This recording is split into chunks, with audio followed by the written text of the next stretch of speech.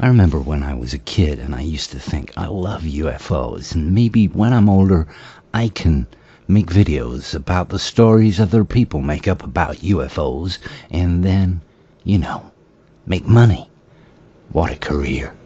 Wow. What? I never took people's money for nothing. I mean, next you'll be comparing me to Dr. Stephen Greer. Are we still on camera? No. Good. Aren't they suckers? They give me so much money for putting this shit out.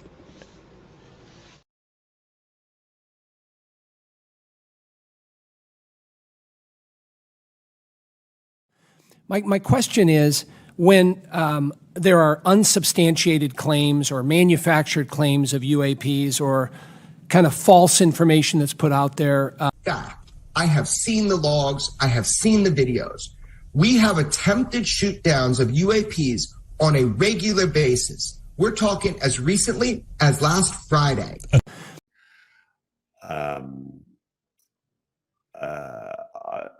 I probably would be more cautious about in terms of how we present it is the sphere story, for the simple fact that we just don't know yet whether it is or it isn't non-human technology.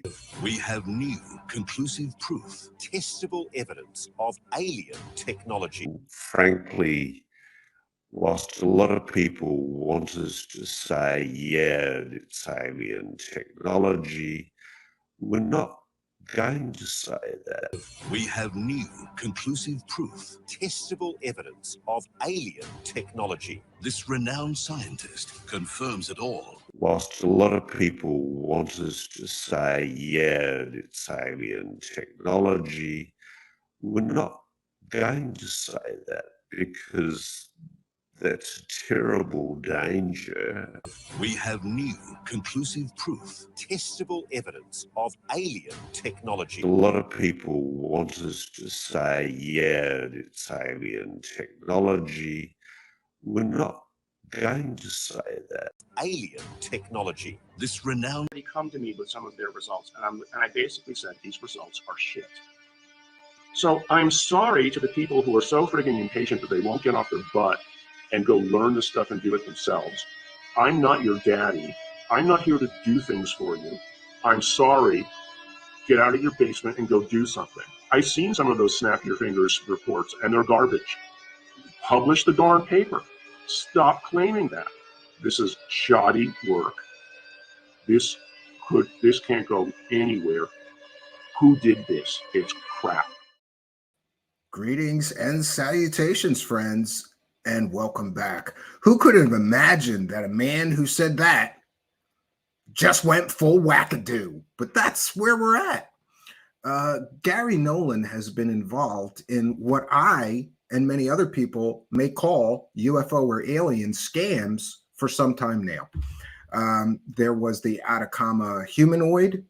Listen, that was pumped up and hyped up due to his involvement with it for a very, very long time. And millions of dollars got made out of a known serial liar in the form of Dr. Stephen Greer. You know, the guy who said that he briefed every sitting U.S. president since Ronald Reagan, but he can't prove it. None of his supporters can prove it. Oh, I know. The Men in Black erased all those records out of all the national archives of those meetings. And he erased all the records and mention of Dr. Stephen Greer out of every presidential library, right? Or he's a liar. Why would a noted Stanford professor involve himself in schemes to sell people fake information about aliens and UFOs? He's done it countless times now. And this latest is just the latest in a long line or list. And by the way, I'm entitled to my opinion. So when I say I believe he was involved in what can only be termed scams, to sell people fake alien information. That's purely my opinion, and I'm entitled to it, having witnessed every time he did this. Every time he did this, I was there. I first became aware of him because of Stephen Greer and the Atacama Humanoid. And I, like many, thought, well, if a noted Stanford professor thinks there's something to this, maybe it's not all garbage. Turns out it was all garbage.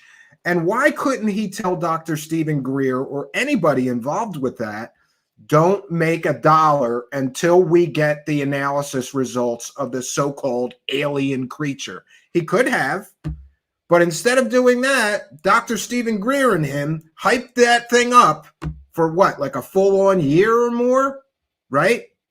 And who else was involved in that? Notable liar Emery Smith, who claimed he autopsied 3,000 aliens, according to him and David Wilcock, later walked that back to he worked on 3,000 alien tissue samples, except no one can verify that Emery Smith ever worked at anything secret. By all accounts, Emery Smith is a fallen down alcoholic who tells fairy tales for money and has for quite some time now. He was also involved in the Atacama thing with Dr. Stephen Greer and Garry Nolan. So when you people come at me and say, well, he's a notable or a respected scientist at Stanford, respected scientists don't become involved in schemes to convince people we have proof of aliens, and then at the very last minute, pull the carpet back and go, oh, yeah, it's not aliens. At least 2 times now. We saw at the beginning of our broadcast. He was involved with the Ross Coulthart Big Bluff that we covered here. Ross Coulthart, in the promos to that documentary, claimed they had, quote, conclusive proof of alien technology, all confirmed by this man. And then they cut to shots of Michio Kaku. These things are all deceptions designed to steal your attention, get your attention, because we are all living, whether we like it or not, including me, in an attention-based economy. And the more attention that you can generate on something you're involved with, the more money you make. So we've got the Atacama Humanoid that, I'm sorry, there's no reason that anybody should have made a single dollar out of that until the analysis results were in. You don't go hyping something, claiming it's probably aliens, must be aliens, can't be anything but aliens for a full-on year. What kind of a respected scientist does that? Respected scientists would not do that. Clowns do. Believer clowns. That's another thing. This guy is a true believer. And here is another problem with Dr. Garry Nolan, right? Mr. PhD means piled higher and deeper. The big problem with him is that he's an immunologist. So unless a story about aliens involves vaccines or immunology, he's not the scientist that you use to prove your claims. And yet time and time again, we've seen CIA Garry roll out and help these UFO grifters sell their fake stories. That's what he's there for. In my opinion, he sells his own credibility and the credibility of Stanford University to UFO and alien grifters to sell fake stories. Twice now, he has been involved in provably 100% overhyped and underdelivered when it comes to proof or evidence, fake stories about aliens. Atacama, fake, not alien. Now, some may credit him. Well, he did the analysis and proved that it wasn't alien. Yeah. After Stephen Greer swooped in and made every dollar he could off of a dead baby, along comes Garry Nolan, who previously hyped it up with him. He was involved in the whole hype and overhyping of that story. He is the reason that people thought it might be true. It might be legitimate. He sold his credibility to Stephen Greer, a known liar. After that, After the documentary, after every dollar was squeezed out of that dead baby possible. And let's talk about the ethics of any scientist using a dead human being to make money. It's not ethical. It's not moral. And in my opinion, had he worked for me as a scientist, he would have been fired immediately just for trying to use the dead remains of a human being to make money off of with fake claims of aliens. It wasn't aliens, and he's a goddamn immunologist. He has no qualifications to determine if any organism is alien or human. None. Zero. And let's not forget that we have a medical doctor involved in that Atacama thing in the form of Stephen Greer. You mean to tell me a medical doctor and him didn't know that was human before they didn't know it was human? Before they sold it and hyped it out the wazoo as an alien creature? I believe they did. I believe they knew the whole time. Now, there are various claims from Dr. Stephen Greer that the CIA got to Nolan and he got it. I've heard stories that he got a $3 million research grant after the documentary, and that's why he changed his tune. And it is an alien. Stephen Greer still claims it's an alien, to the best of my knowledge. Nolan disputes this, of course, but isn't it interesting that they couldn't wait to make the money until the analysis was complete? How long does it take to do that sort of analysis work? A few months? They hyped it as an alien for over a year, right? And Nolan was involved every step of the way. Let's be clear. This man has been involved in multiple stunts or schemes to sell people fake information about aliens. Next, we get, of course, to the Ross Coulthart Big Bluff. Ross Coulthart blamed his producers for those overhyped promos for his documentary. But I'm here to tell you that Ross Coulthart is a liar. Or he's just completely unethical. And he agreed to do that. He agreed to sell his soul, to sell a 100% completely fake story. And that's not the first time Ross Coulthart has been caught selling a 100% fake story for money. His contract was not renewed with 60 Minutes Australia for selling an equally fake story, right? That's the history of these people. Garry Nolan jumped right on there, showing Stanford University labs in the documentary, showing Stanford University equipment that was going to provide the, quote, conclusive proof of alien technology. I don't know where Michio Kaku was in all this. We reached out for him for comment. He doesn't want to talk about it. But I have confirmed that Michio Kaku got paid to be a part of that completely and totally 100% fake story. So Garry Nolan is going to do the analysis. What has it been, a year now? Where's the analysis, Garry? You showed a mass spectrometer machine in the documentary. I'm not an expert on mass spectrometer machines, but I know they have them at Stanford, and I'm told by a real respected scientist, a material scientist, that you could have done that analysis in 20 minutes, along with the isotopic ratios that a test like that would entail. You would know instantly if any metal sample was of earthly origin or from some other solar system. 20 minutes, Garry Nolan could have given us the truth about the so-called alien balls. And why are we even, a respected scientist is involved with a story about alien balls? Really? Really? He's a respected scientist? So all you true believers, stay out of my inbox. Stay out of it. Respected scientists don't help UFO grifters sell completely and totally provably fake stories about aliens or alien technology. He did it at least twice now, maybe more. Oh, 3 times. He was also involved in TTSA. Remember, they were going to build a spaceship. They told investors they were going to build a spaceship. Where's the spaceship?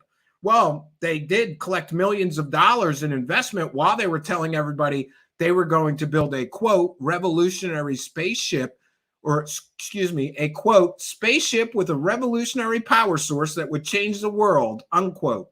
They told everybody that while they were soliciting public investments.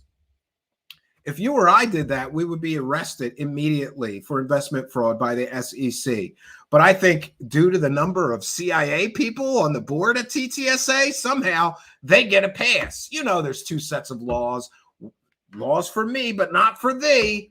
If you are rich, powerful, and connected to government, you can get away with things like this. I don't know how they got away with it. Someday I want an interview with the SEC. And I want the Securities and Exchange Commission to explain to me how it's not investment fraud to promise investors that you're going to build a, quote, spaceship with a revolutionary power source that will change the world, unquote. And then you don't deliver anything. No spaceship, nothing. All they did is, they published Bob Lazar's book. Great. They published a book of a convicted pimp fake scientist who claims he was a whistleblower, who can't prove he ever worked for the government. And don't come at me with those fake W-2s. Those W-2s were fake, completely fake. He can't prove he ever worked for the government. That's what TTSA gave us. Garbage. And that's what Garry Nolan is involved with. Garbage Stephen Greer, garbage Ross Coulthart, garbage TTSA. Now there's a new scheme. There's a new scheme going on, and Elizondo is a part of it. And I just love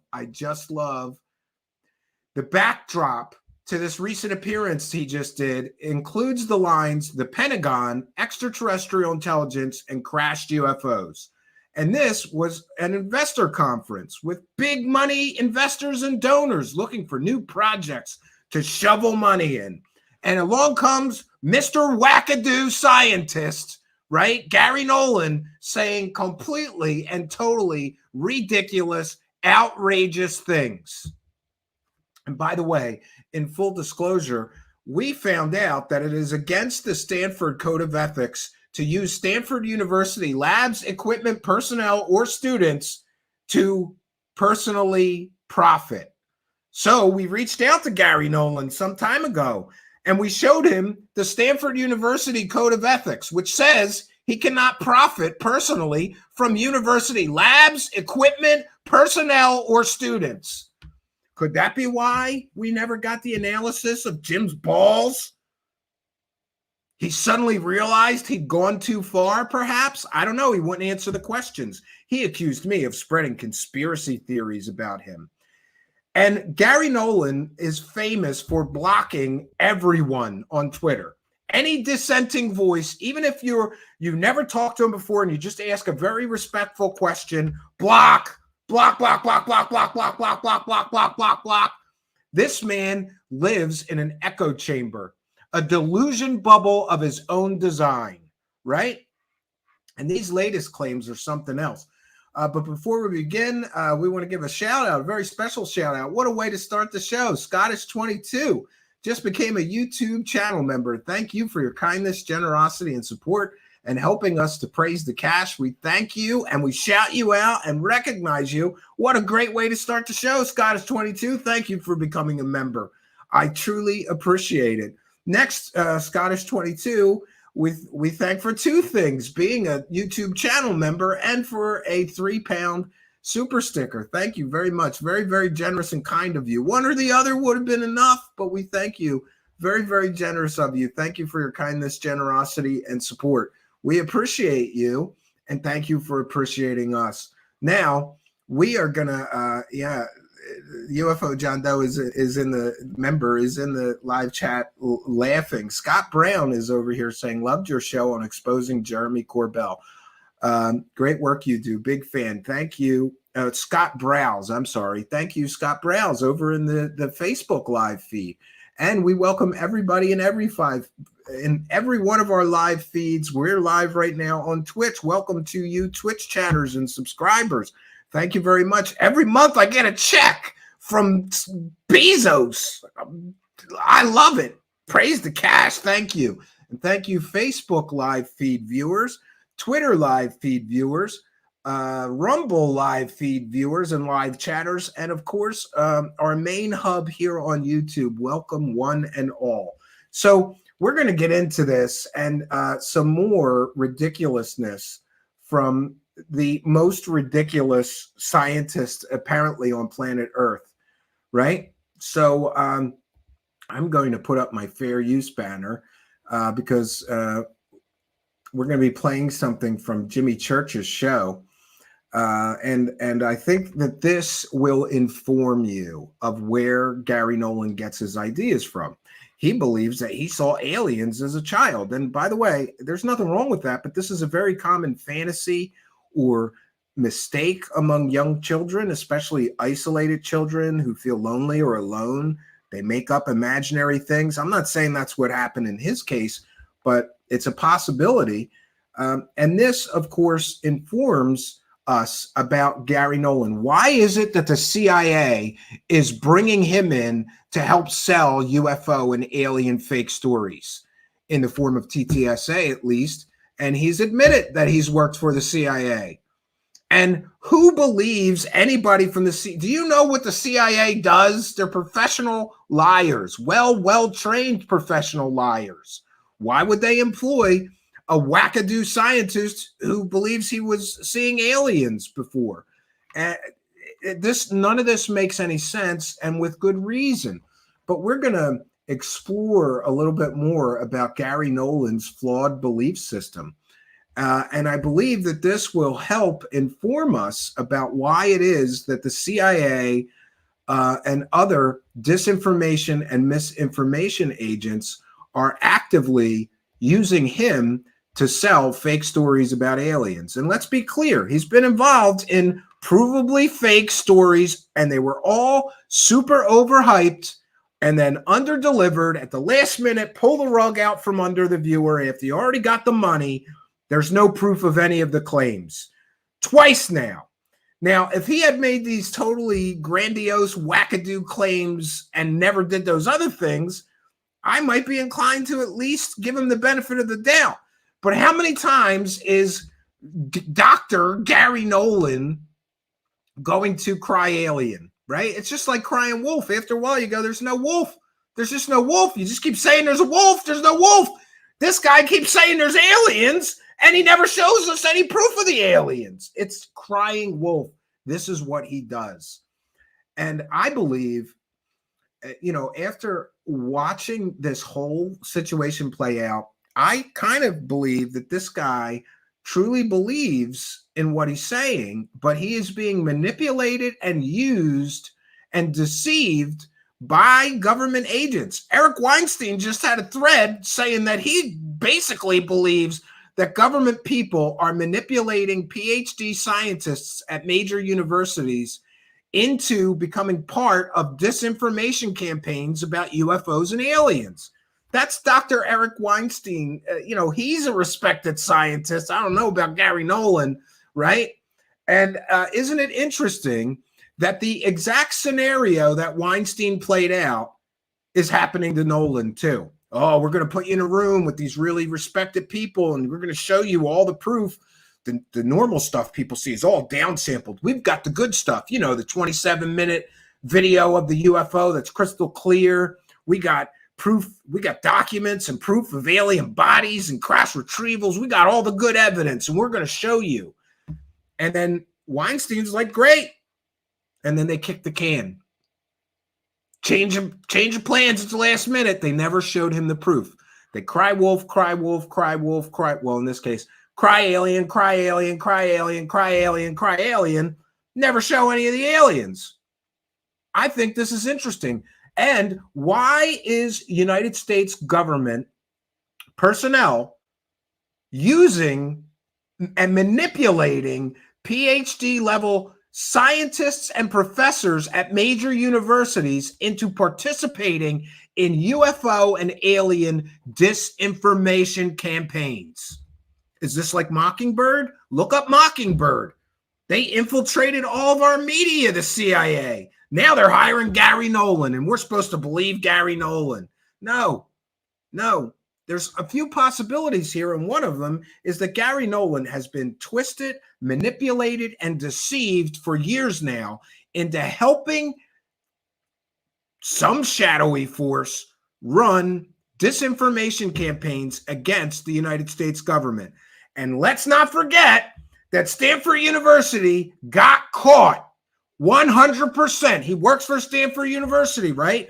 Stanford University got caught 100% running disinformation campaigns against the American people during the health crisis. I'm going to say that one more time because I want to be crystal clear on the possible. When people say, oh, he can't be a disinformation agent, he can't be. Stanford University, where he works, verifiably, provably perpetrated disinformation campaigns against the American people during the health crisis. That is a verified fact. And Garry Nolan works for those people who were caught, dead to rights, full stop, caught running disinformation campaigns about the health crisis. So don't come at me and say this couldn't be. He works for the very people who've already been caught being involved in disinformation campaigns. Now let's go on to his alien claims. This is fair use. We're educating the public and critiquing the video that we're sharing. This is certainly covered under fair use, being that this is a transformative work, and we'll be discussing and critiquing the video as well as using it to educate the public. You viewers can help me make this a transformative work by putting anything you want me to share while we're watching this video in all capital letters. You can play along at home, and I appreciate that. So let's get into this disinformation agent of the CIA and the CIA fake UFO threat narrative. Boy, they sure got a lot of funding out of that UFO threat narrative, didn't they? Right? Good job, guys. Good job, disinformation crowd. All right. And this is him on Jimmy Church talking about his experiences. You know, when you say experiencer, and you say it very fluidly, by the way, you know the esoteric term as applied in our community. But when you say I'm an experiencer, for the audience, what is it that you've experienced? so when I was a paper boy, when I was young, without going into the whole story, it was early in the morning, and I saw a craft go over my head, right through the trees, and it was like March in.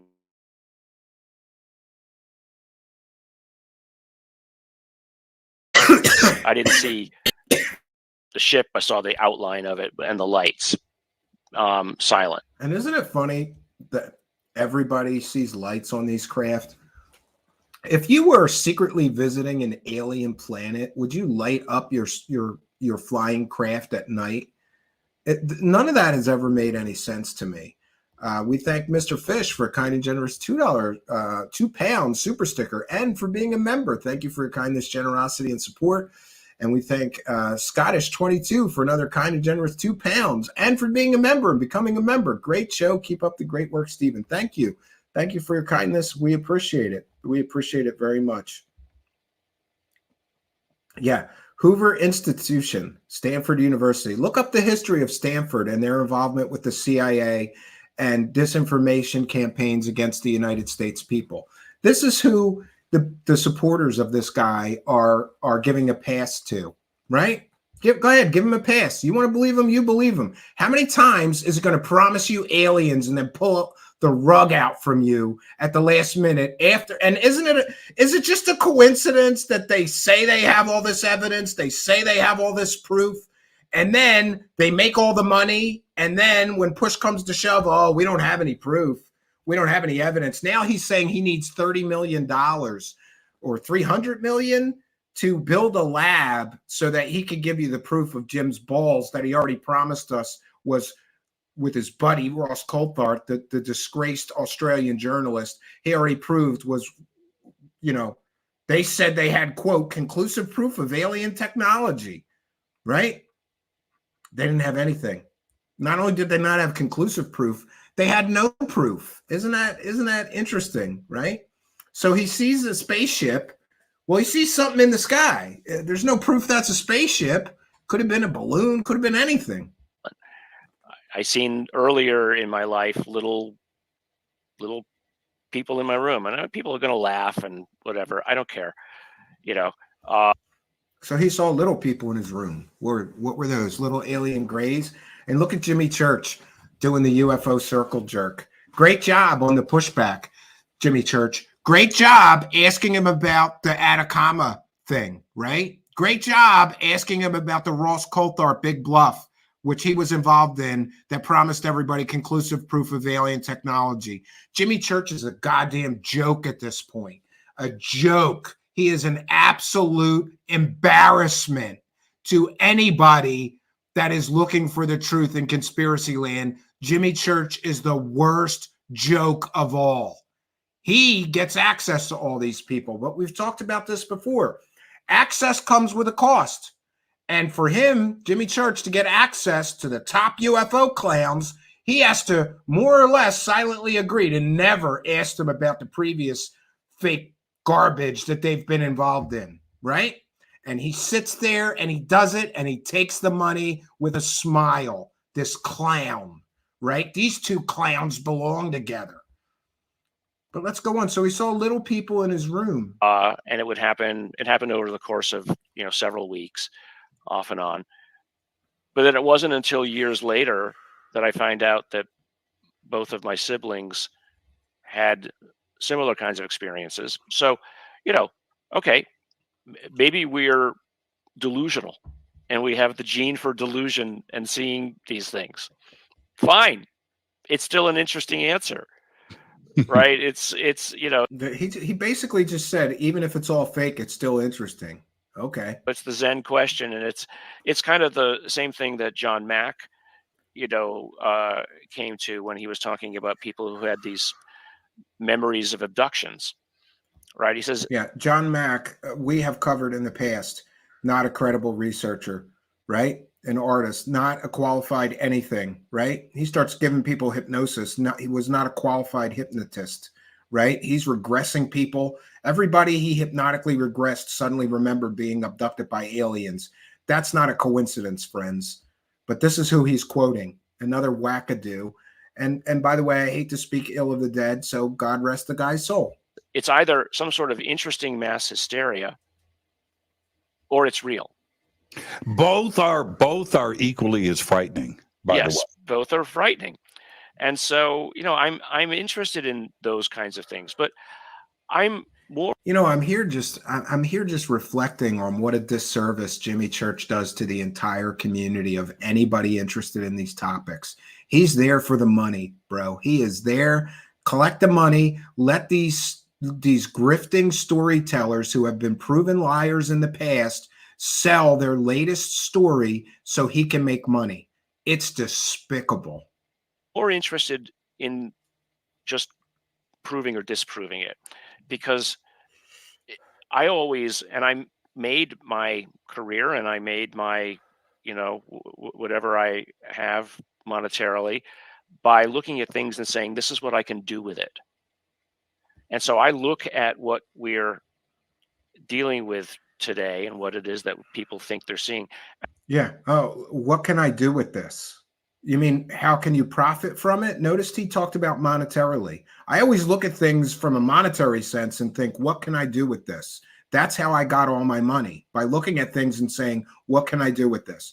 So he has childhood memories of maybe seeing a craft and seeing little people in his room. He's thinking, what can I do monetarily with this? Sometimes people reveal their true intentions through their own subconscious, right? Bad riffing here on the part of Garry, 2 R's Nolan. And I see opportunity for humanity, not for like yes, global peace, et cetera, but that. Oh yeah, the Space Brothers are going to come and offer us global peace. Yeah. That's beyond me. I'm more interested in the how do we exploit, in the best possible use of the term, how do we exploit the observations? How do we exploit this? Oh, I don't know. Maybe you can hype up a fake alien baby for more than a year and then help a known liar grifter make millions of dollars off of fake claims that it may be alien. And then at the last minute, You finally deliver the analysis after all the money is made. That's a good way to exploit this. Oh, how else could we exploit this, Garry Nolan? Maybe, just maybe, we can get with a disgraced Australian journalist who got fired or let go or his contract not renewed because he sold a completely, totally fake story about the entire British Parliament being run by pedophiles with terrible sources that were liars, right? So he gets canned and he's now a disgraced journalist. Maybe we can exploit this by having that guy say, we have conclusive proof of alien technology. And then we could show shots of you in Stanford University labs. Maybe that is exploitative, right? Maybe that's a good way to exploit this thing. And then, just like in the previous case, when all of the money is sucked up and made, right at the last minute, we pull the carpet out again and say, we don't have conclusive proof of alien technology, even though he said he was going to do the analysis in that documentary piece, and he showed all of Stanford's fancy equipment he was going to use to confirm the existence of alien technology on Earth. He never did the analysis. He never delivered it. A 20-minute test. He could have done that test in 20 minutes. Maybe that's how we could exploit this, Garry Nolan. Maybe we could exploit this alien thing and make a lot of money for us and our friends, right? Maybe we could exploit it that way, Garry Nolan. What a great choice of words. How can we exploit this? And tonight we're going to cover him exploiting it again. Isn't that funny? History matters. Somebody's track record of false claims matters. The technology that apparently is there to note the use of the word apparently, right? As if that absolves him of any responsibility to provide any evidence of alien technology, right? But we've been to this rodeo before. He promised, him and his buddies promised conclusive proof of alien technology, and they had nothing. And they used, deceived, and exploited Michio Kaku and used him in deceptively edited ads for the piece, so everybody clicked on it thinking Michio Kaku confirms conclusive proof of alien technology? Great, let's see this. And then it was a garbage piece with no proof. Not only not conclusive proof, no proof. And he has yet to walk that back. He has yet to apologize for being involved in that 100% completely deceptive, completely fake story. It was a completely fake and completely deceptively generated story. He was involved. Where is anybody asking him questions about that? No one has the balls, because if they do, remember the UFO Circle Jerk Club, if you ask hard questions, your access to those people, the whole group of them, is cut. They all work together to sell the fake stories. And Jimmy Church sitting next to him, the clown, is right there to help sell fake stories, just like he helped David Wilcock sell fake stories. Oh, Emery Smith sell fake stories. Corey Good sell fake stories. And on and on and on. Sarah R. Adams sell fake stories. How many other people has he helped sell fake stories? But isn't it interesting? Jimmy Church helped Emery Smith sell fake stories. Now he's helping Gary Smith sell fake stories, right? And they were both involved with Stephen Greer in the Atacama fake story. Awesome. Better enable things for humans. Or, let's say, even if we don't see we can't get a hold of the technology or understand it, how do we rejigger our understanding of physics to accommodate what we're seeing? And so in either direction, it expands us. So that's it.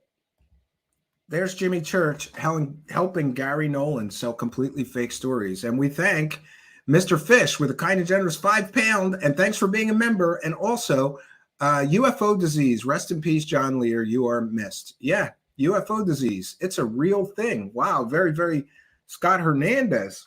Generous night here. Thank you all very much.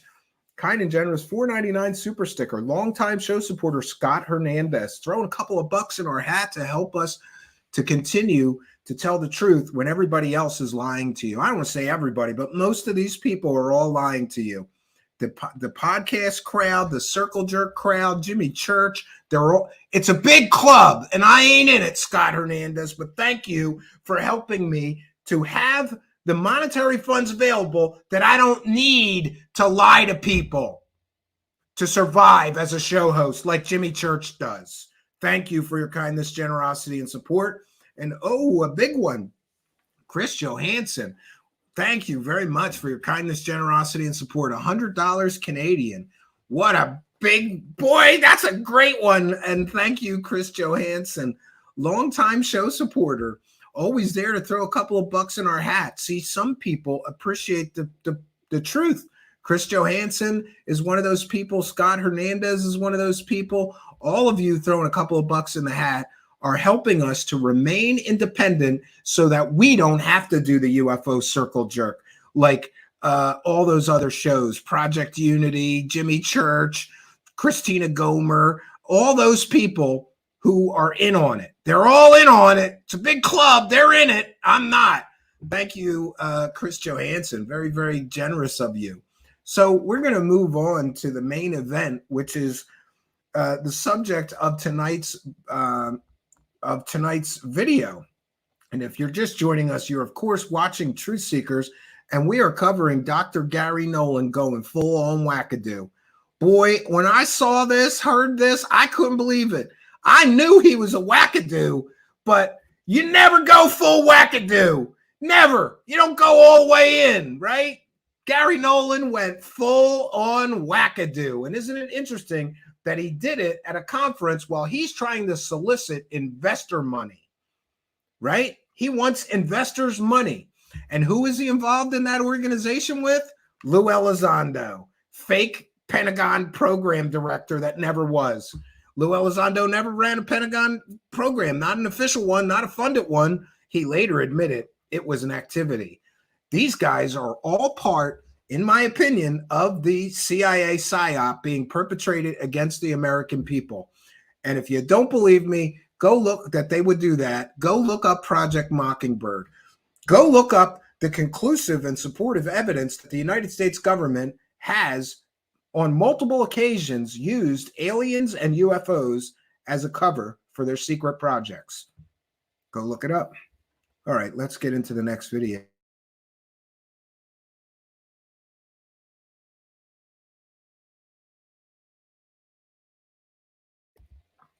And I think it's interesting. Project Unity put this video up, and they titled it something like Incredible Revelations from Dr. Garry Nolan or something like that. And I thought that was wrong. So I uploaded it separately so we won't have to sit through ads. And I titled mine a little bit differently, a little more accurately, because Project Unity is a goddamn mouthpiece for the CIA. There, I said it. Project Unity is a mouthpiece for this CIA UFO threat operation. And he does the circle jerk, lets all these guys come on and tell their fairy tales, never calls them on their past lies, proven fake stories or anything, right? He's the guy putting this out. That's not a coincidence. He's in on it. All right, so I titled mine Unproven Claims from Dr. Garry Nolan on ET Reality, Whistleblowers, and Alien Reverse Engineering. So here we go. We're going to get into this, and this is where he goes full wackadoo. And isn't it interesting that, listen, Garry Nolan, to the best of my knowledge, is starting a nonprofit, and who else is in on that? Lou Elizondo. And here the backdrop says the Pentagon, extraterrestrial intelligence, and crashed UFOs. And the person that he is in on this organization with is a fake Pentagon UFO program director who lied to the New York Times.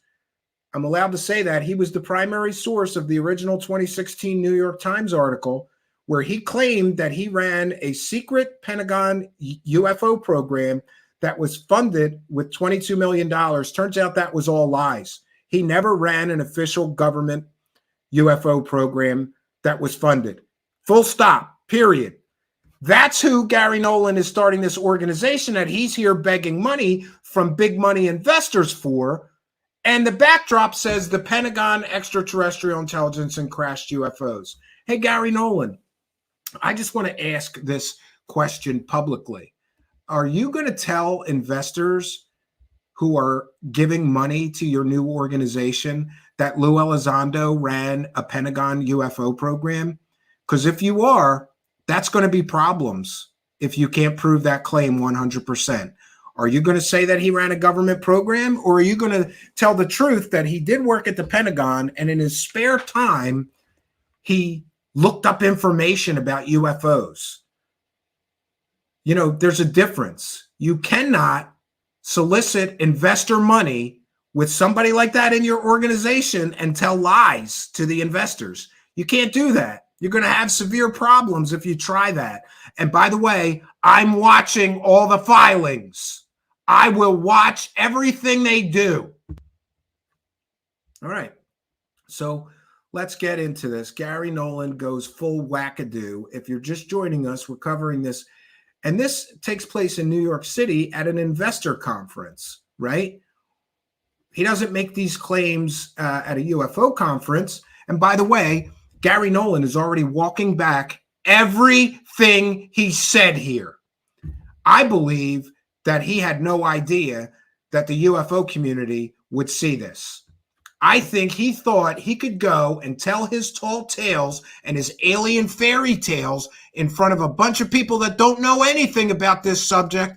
And by the way, everybody you see sitting in that audience, they don't know that he's been on previous schemes to make money from completely and totally fake stories about aliens. He's done it multiple times before, and here he is at this conference, and boy, are we going to get some whoppers here. Let's get into it, friends. I'm curious, do you believe that extraterrestrial intelligence has visited planet Earth? I think you can go a step further. It hasn't just visited, it's been here a long time, and it's still here. And it has basically, people talk about the wow signal looking for extraterrestrial. Well, let's stop that. The wow signal is largely debated, and it's not proof of extraterrestrial intelligence. Ask Seth Shostak. He'll tell you the wow signal is not it. But Garry Nolan mentions that. And the first incredibly bold claim is 100% aliens visited us before, and they are still here. And by the way, he did a terrible job with his mascara during this public appearance. Garry Nolan always wears mascara during public appearances, or eyeliner or something, some women's makeup. Not that there's anything wrong with that. I spent a long time in rock bands wearing women's makeup, but I just always take note of his makeup job. So isn't it interesting? These are huge claims. Oh, they've been here before. They're still here. They've been visiting us for some time now. Great. You have evidence of that? Can you show us the proof? Of course not. Then he's going to go on to tell a bunch of people who are not fully educated on the wow signal that was proof of extraterrestrial intelligence somehow. No, it wasn't. Terrestrial intelligence. The wow signal is that people see it on an almost regular basis. That's the communication that's already here. And that statement seems so incredible that it's tough to believe, right? Like, people hear that, and maybe a lot of people hear that, and they don't believe it. And so I'm curious. Well, they shouldn't. Not without evidence. If you had to assign a probability to that statement, that you believe extraterrestrial intelligence has visited this planet, what probability would you assign? 100%. And that's not just my opinion. I mean, look. Oh, yeah. Isn't this great? The National Defense Appropriation Act. He says this is not just my opinion. And later, after this tape of him saying this stuff leaked on UFO Twitter, suddenly he says, oh, well, this is all just my opinion. So was he lying at the conference, or was he lying later? Right? And why can't he get his story straight? Why can't he stand by these statements? That's a problem. passed last year, signed by Biden in December. 30 pages of that is the establishment of an unidentified aerial phenomenon office. Yeah, great job. You and your clown friends got the government to waste an awful lot of money on UFO nonsense because you're a believer. And I, for one, object to any of my taxpayer dollars going to this nonsense. There's already something in the United States government to track unidentified aircraft. It's called NORAD. We don't need another program. But they sure got a bunch of government people to waste a lot more money so far finding nothing to all the claims. Great job wasting taxpayer money. Great job you and your buddies did lobbying for that nonsense. The establishment of looking into the harm that's happened to any of a number of the individuals, going back to 1945 and looking at the... Yeah, and they were going to waste money on the Trinity UFO case, which recently got blown to crap as 100% fake story, right? Back to 1945. Oh, well, we've got that acorn shaped, or was it almond shaped? I don't remember. Yeah. The people selling that fake story claimed they had alien metals that they pried from the walls of inside the spaceship. Turns out it was a piece of a goddamn windmill. You wackadoo! That's what you wasted our money on. People who said they had alien metal and it turned out to be a piece of a goddamn windmill. This is going full wackadoo. This is what going full wackadoo is. He's going full wackadoo. Oh, they're going back to 1945 to investigate alien crashes. Yeah, and the first one they start with was a complete and total lie. Provable lie. Great job. Great job, Garry Nolan. So far, you're going full wackadoo. Ain't going well, bro. Disinformation and misinformation that has been basically articulated over the decades. 12 US senators have signed on to a document that basically says we want the information. The establishment of an office, Arrow, in the Department of Defense, has 25 people working in it right now. Yeah, and Arrow says they have zero evidence of alien anything. But he's still going to use Arrow as a super duper prover maneuver here. You should invest in my new nonprofit organization, because suddenly Arrow is lying to everybody, according to all the true believers, but he's going to use the establishment of Arrow as proof that aliens are here. They say no evidence of aliens, Mr. Wackadoo. And what's their goal? Collecting the information across all of the U.S. Department of Defense intelligence offices, and collation of that into a uniform format for the very He's first a close time, second. and provision of that then to Congress. The creation of a whistleblowers program specifically that allows people from within. I'm going to say this. Oh, is Anjali on Calling All Beings? That makes sense. Great job, guys. So that they can come Host in of fraud. and break their oaths, but it's specifically just to talk to Congress and give that information in classified settings. And that the most recent. And here's the other thing. The whistleblowers can only talk to senators in classified settings. So all the alien grifters are saying what the whistleblowers are telling people in classified settings, which they could not know because they would get arrested for being in possession of any classified information or information that was shared during classified briefings. But it doesn't stop them all from making ridiculous claims of alien crash retrievals, all kinds of stuff. One that happened was just last weekend. Yeah. How would he know? If somebody was involved in a classified project, even the name of the project would be classified. Even their participation in that project would be classified. They're not allowed to tell civilians, remember? Only members of Congress during classified briefings. But somehow they're telling Garry Nolan and his buddies about what's going on in those classified meetings. If this were true, Nolan and everybody else would be arrested for violation of Espionage Act. You can't go to a classified meeting with senators and congressmen and then go tell everybody what was talked about at those classified meetings. That would be illegal. And these guys are so sloppy and so stupid, they don't realize that they've gone too far with the bull. The bull has been pushed too far. When you get into verifiable facts that you would be arrested if you were told these things, that's a problem. And we've got who's pushing this? Jeremy Corbell is pushing this, right? Ross Coulthart is pushing the alien whistleblower crash retrievals are talking to Congress, and they're angry because it's going to create a big problem for everyone. No, they couldn't even tell you that they were in that meeting. They couldn't tell you that they were in a classified program. Just that alone would be a violation of their NDAs, their secret clearances, and all of that. So we're all supposed to believe that all these people are risking jail time to dish with Garry Nolan, Lou Elizondo, Coulthart, and the other grifters that have been caught selling provably 100% fake stories in the past. What are the odds? Are they telling the truth now? They've been lying to us for a long time. Now they're saying that they have classified information somehow, or information about classified meetings taking place. All of that would be illegal for somebody to leak to these people. But we're supposed to forget that because they're secret agents, right? I wish I could play that song, Secret Agent Man.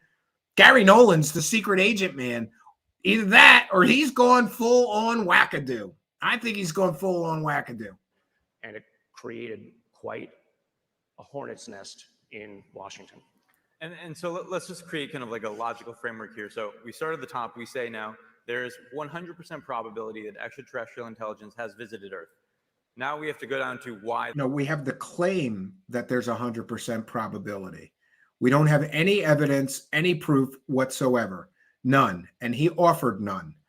Right? And this is all rehearsed, by the way. That statement may be true. Why you believe that statement is true. What is the evidence? And I think perhaps we all may have to read between the lines a little bit here. You may. Oh yeah, you got to read between the lines, investors. He can't spill all the beans. You're going to have to read between the lines, right? Read between the lines, guys, and get your checkbooks out. Invest in his new adventure, right? Not maybe divulge everything, but in your opinion, what do you believe to be the most compelling evidence to support that statement?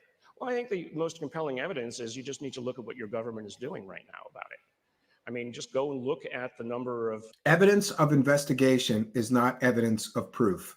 People investigate things all the time. And Garry Nolan is sitting here saying that the best evidence we have that the probability of alien visitation on Earth is 100% is that the government is investigating things.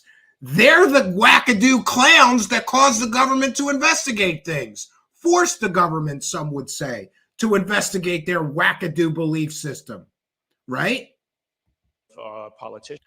And what if some other cult, like say Scientology, forced our government to spend taxpayer dollars to investigate, oh, I don't know, Xanadu or whatever, their belief system? Wouldn't that be wrong? Most people would say that would be wrong. What if the Catholics or the Christians forced the United States government to spend taxpayer dollars to investigate the Shroud of Turin? Wouldn't most people disagree and say, I don't want my taxpayer dollars spent on a religious pursuit? And let's be clear, these are faith-based belief systems by all of these people that are now forcing the government to waste taxpayer dollars on investigating things. And we all know how efficient the United States government is at doing anything. So yeah, let's get them involved. It's ridiculous that these guys were able to force the government to waste resources on their own personal belief system. If anybody else had done it, Scientology, Christianity, Islam, Judaism, everybody would go out and protest and say, you're not wasting our money on these small segment of people's faith-based belief system. But here we are. And this is interesting, on both sides of the aisle who have come together and signed off on this statement. I mean, I was involved last year with putting together some of the wording of that. He was involved in helping waste taxpayer dollars on nonsense like the Trinity UFO case. See our previous coverage of the Trinity UFO case. That's what Garry Nolan and all these wackadoos want our government wasting their money on. People who said that they pried alien metals from inside a spaceship, and then it turns out to be a piece of a goddamn windmill. It's ridiculous, right? Oh, I helped write some of the wording. Yeah, you helped waste taxpayer dollars. Congratulations, wackadoo. The NDAA, which was passed into law. So, I mean, so what are they basing their opinions on? They're basing their opinions on the dozens of individuals who, in one manner or another, have come forward and talked to them in classified settings. So that's again, the classified settings. So we can't prove or disprove that. We can't prove or disprove that people said anything in classified settings in the United States government. But he claims that he has insider knowledge of what is being said, talked about, and revealed in classified settings inside the United States government. No, he doesn't. Call his bluff. Anytime you see this clown wackadoo anywhere, tell us where the aliens are, dummy. He won't. He can't. First thing. Then my personal experiences with the individuals well, the one person who actually was involved with collecting a lot of that original information. Yeah, and he's likely talking about Lou Elizondo, the liar who claimed that he ran a Pentagon program that never existed, right? That's the ethics and morality of the people he's trusting. A liar who would lie to a major media outlet in the United States and manipulate a story, and some would say by less than ethical means, get videos out of the Pentagon that he can go profit from for the next 5 years and get a television show and book deal from. That's who he's claiming he's basing these statements on the ethics and morality of these people. Great job, Garry Nolan. He's a terrible judge of character. Somebody lies to the New York Times so that they can go profit for 5 years with TV show and movie deals. You shouldn't trust anything they say. And then neither should Nolan. People who, frankly, I know have worked or are working on the reverse engineering programs. Okay, so let's take one step back. Reverse engineering programs of downed. Great. And who is he talking about here? Who's working on reverse engineering? Drop their names. No, we never get any names. Never. Craft. Now, the first question that people will ask is, well, if they're so frigging advanced, why are they crashing? Because what's crashing is not actual living things. I mean, I use this example a lot. Oh, now we're going to get the robot AI. Aliens sent robot AIs to Earth. Wackadoo explanation, which, hey, for all I know, it might be true, but this is another huge fantastical claim that he cannot prove. If you wanted to study a tribe of cannibals in the middle of the Amazon, are you going to go yourself and show up in the middle of? Sure, you can. People have done it. They got killed, but they did it. On the other side of it. So if you're an advanced intelligence, I don't think we're all that advanced, frankly. You're not going to basically put your life and limb at risk by coming here. So mostly what you're seeing here are either drones or some sort of advanced AI or whatever it is. I mean, look, we're already dealing with an alien intelligence in our own emails, right? Oh, God. ChatGPT. Here we go, getting more wackadoo. So imagine if you were a million years ahead of us. How do you have a? There's no evidence that there's any civilization a million years ahead of Earth. And for any, especially so-called respected scientist from Stanford, to stand on any stage, let alone a stage where he's begging for money for his new organization, and claim that there's a civilization a million years ahead of us with no actual evidence of that is a real problem. A real problem. Lou Reviews is here. I'm late to the party, Lou. I told you I was going to do this, though. You're free to join if you want. I'll send you a link. We're almost through it. This is great. And then we're going to go over Jeremy Corbell doubling down on his flare story. Dialogue with something like that. Or what is it that could possibly do? Yeah. And I'm glad that we've got some people here to witness these statements. I think they're very consequential. And so we start with now 100% probability of extraterrestrial intelligence. No, I'm going to keep correcting him. I don't know who this clown is. Probably a CIA handler. who wants to help Nolan get the CIA threat narrative message, alien crash retrieval message, PSYOP message out. But there is, claims of 100% probability, not proof of it. We go to evidence. We now talk about downcraft. Wait, he said we go to evidence. Garry Nolan has shown no evidence. He was asked about evidence, and his evidence was, well, people are investigating it, so it must be true. That's not evidence. This is why I say Garry Nolan went full on wackadoo. First, he says there's 100% probability that aliens have in the past and continue to visit Earth. 100% probability. Then this clown says, what's your best evidence for that? And he says, well, you just have to look at, the government's investigating it. And the government said they have zero evidence of alien anything, right? And his evidence is that people are investigating it, right? People investigate Bigfoot all the time. Is that evidence that Bigfoot is real? I don't think so. There's standards of evidence. And this is cringeworthy, joke-worthy. This is worthy of mockery. There is no evidence. Well, we go from the claim, we go from 100% probability of visitation by aliens. Then we've been through the evidence. Where was the evidence? Did I miss it? There's no evidence. But don't let that get in the way of a good scheme to generate money for your new organization out of stupid people. What is this? TTSA UFO Threat Narrative Part 2? The sequel? We see the government moving in a certain direction. Presumably the downcraft is made of some material. Presumably we could test that material. I know you've done a little bit of work firsthand. You have seen some material. Do you want to talk about that a little bit? Right. Yeah, he saw Art's Parts, which was a proven hoax fraud, right? Linda Moulton Howe made tens of thousands of dollars pushing Art's Parts. Even Art Bell said it was bunk. There was nothing to it. Well, so what is it that you hope to discover out of a material? So let's just go back. Listen, the first test you should do to a material is in a mass spectrometer with isotopic ratio analysis. In 20 minutes, you can put any piece of metal in a mass spectrometer that could do isotopic ratio analysis, and you would know if that piece of metal originated in Earth's solar system or some other solar system. That's all you have to do.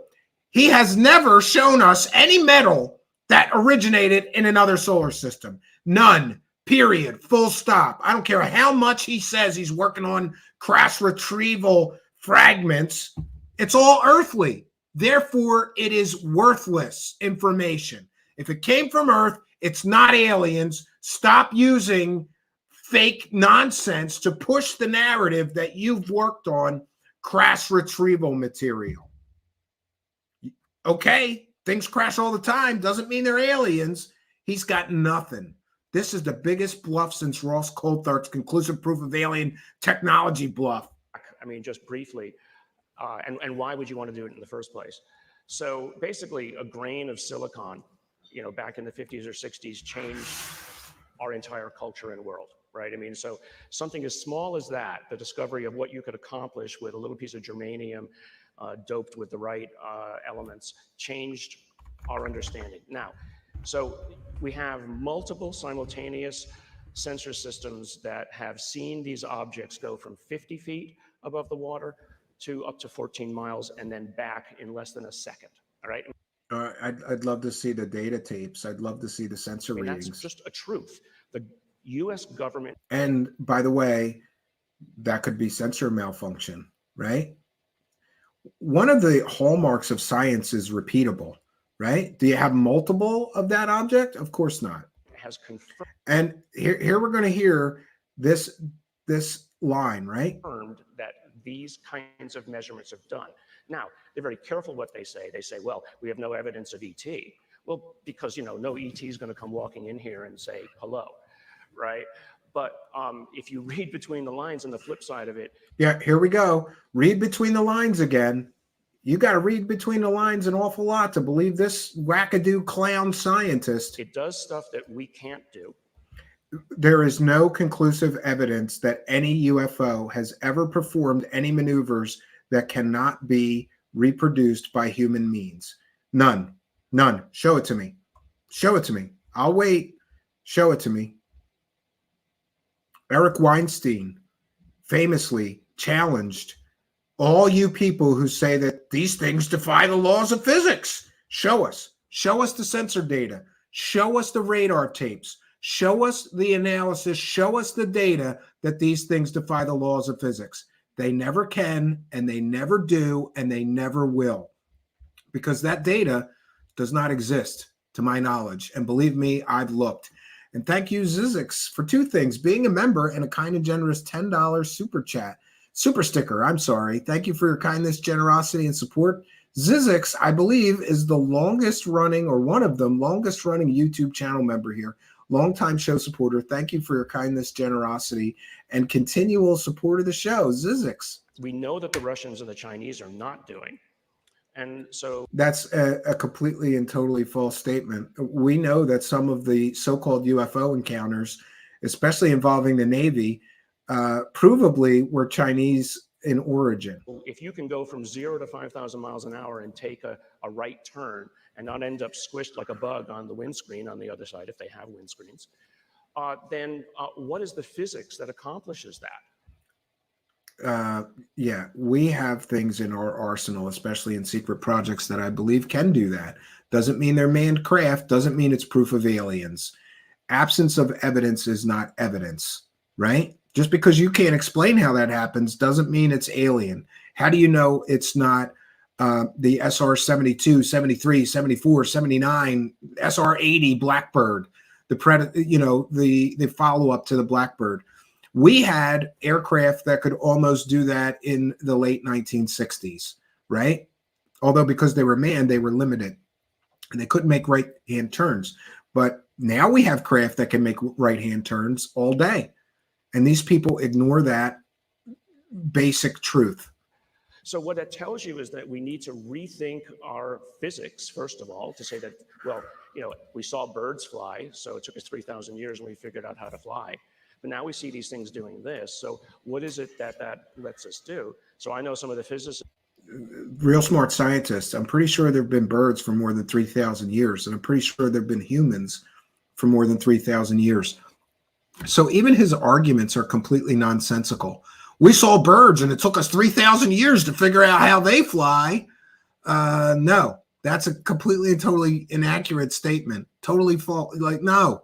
Humans have been around for hundreds of thousands of years, dummy. So have birds. Some science guy on the inside who work at some of these big defense corporations who basically said, oh, well, here's how you tweak even general relativity to accomplish that.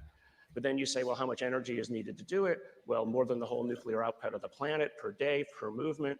So you start to backtrack and you say, okay, well, who could do science that? garbage. Will we be able to do it in 1,000 years? But if we had a piece of any of this, let's say it's 1,000 revolutions ahead of us, or 1,000,000 revolutions ahead of us, even that's a better way to say it, Mr. Ian. That could revolutionize what it is that we're doing. I'm always looking for the opportunity. I look at the upside of this. Here he is again. Earlier in his Jimmy Church interview, he said, "Oh boy, that's a perfect place to stop here." Yeah, he said that he's always looking to exploit things. Now he's saying he's always looking for the opportunity, right? George Norrie is a leather master Scientologist. I never heard that, but it makes a lot of sense. Here he says he's looking for the opportunity in things. Yeah, he's looking for the opportunity to profit from stupid people that believe his nonsense and his lies. Coming and, raiding us or taking our women and children. That's not my concern. My concern is how do we... He's not concerned if aliens are coming here and taking our women and children. That's not his concern. Shouldn't that concern all of us? If that was true, this guy's gone full wackadoo. If you're just joining us, you're watching Truthseekers, and we are witnessing Dr. Garry Nolan going full on wackadoo. Use it. Yeah. And I'm curious, do you have confidence? Or it's probably better said professor. Oh no, they have him listed as doctor. This guy's a doctor. This wackadoo passed medical school, right? Or a doctorate degree. That us collectively will have material literal physical material to evaluate, to analyze. Yes, 100%. 100% again. Okay. It's there. It's there. It's, I mean, I can say this. We will 100% have physical material to analyze. Again, it doesn't mean it's alien. There's no proof that anybody has alien materials to analyze. None. Zero. There's a lot of hoaxes like Art's Parts, right? And how many people have made money off of Art's Parts? Let's see. Linda Moulton Howe made a lot of money off of it. Art Bell made a little bit of money off of it before he decided it was completely garbage. Linda Moulton Howe made a lot of money. Then she sold Art's Parts for $30,000 allegedly, or no, I think she did $30,000. Somebody can correct me on the number, to TTSA, who then signed a very lucrative deal with the United States government on Art's Parts. So how many people have made money from a completely, totally fake story about alien crash retrieval stuff, right?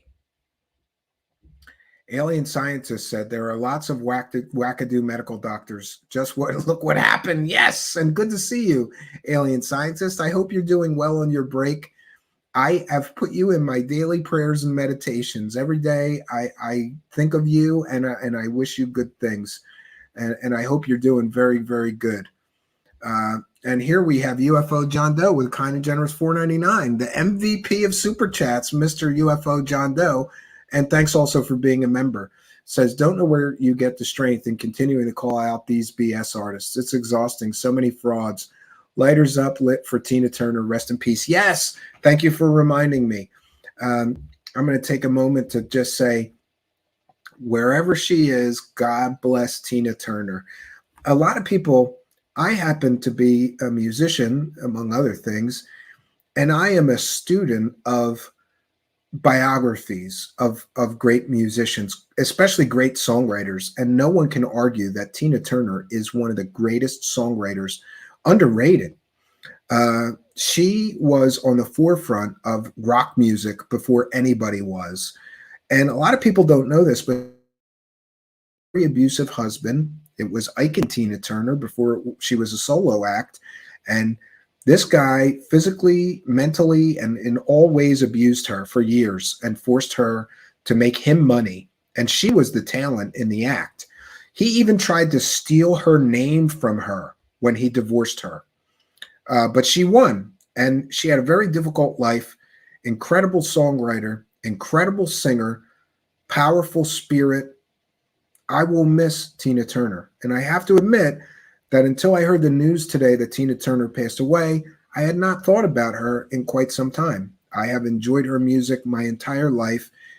I've even listened to the old Ike and Tina Turner albums. I like to do this thing where I go through an artist's entire catalog from beginning to end.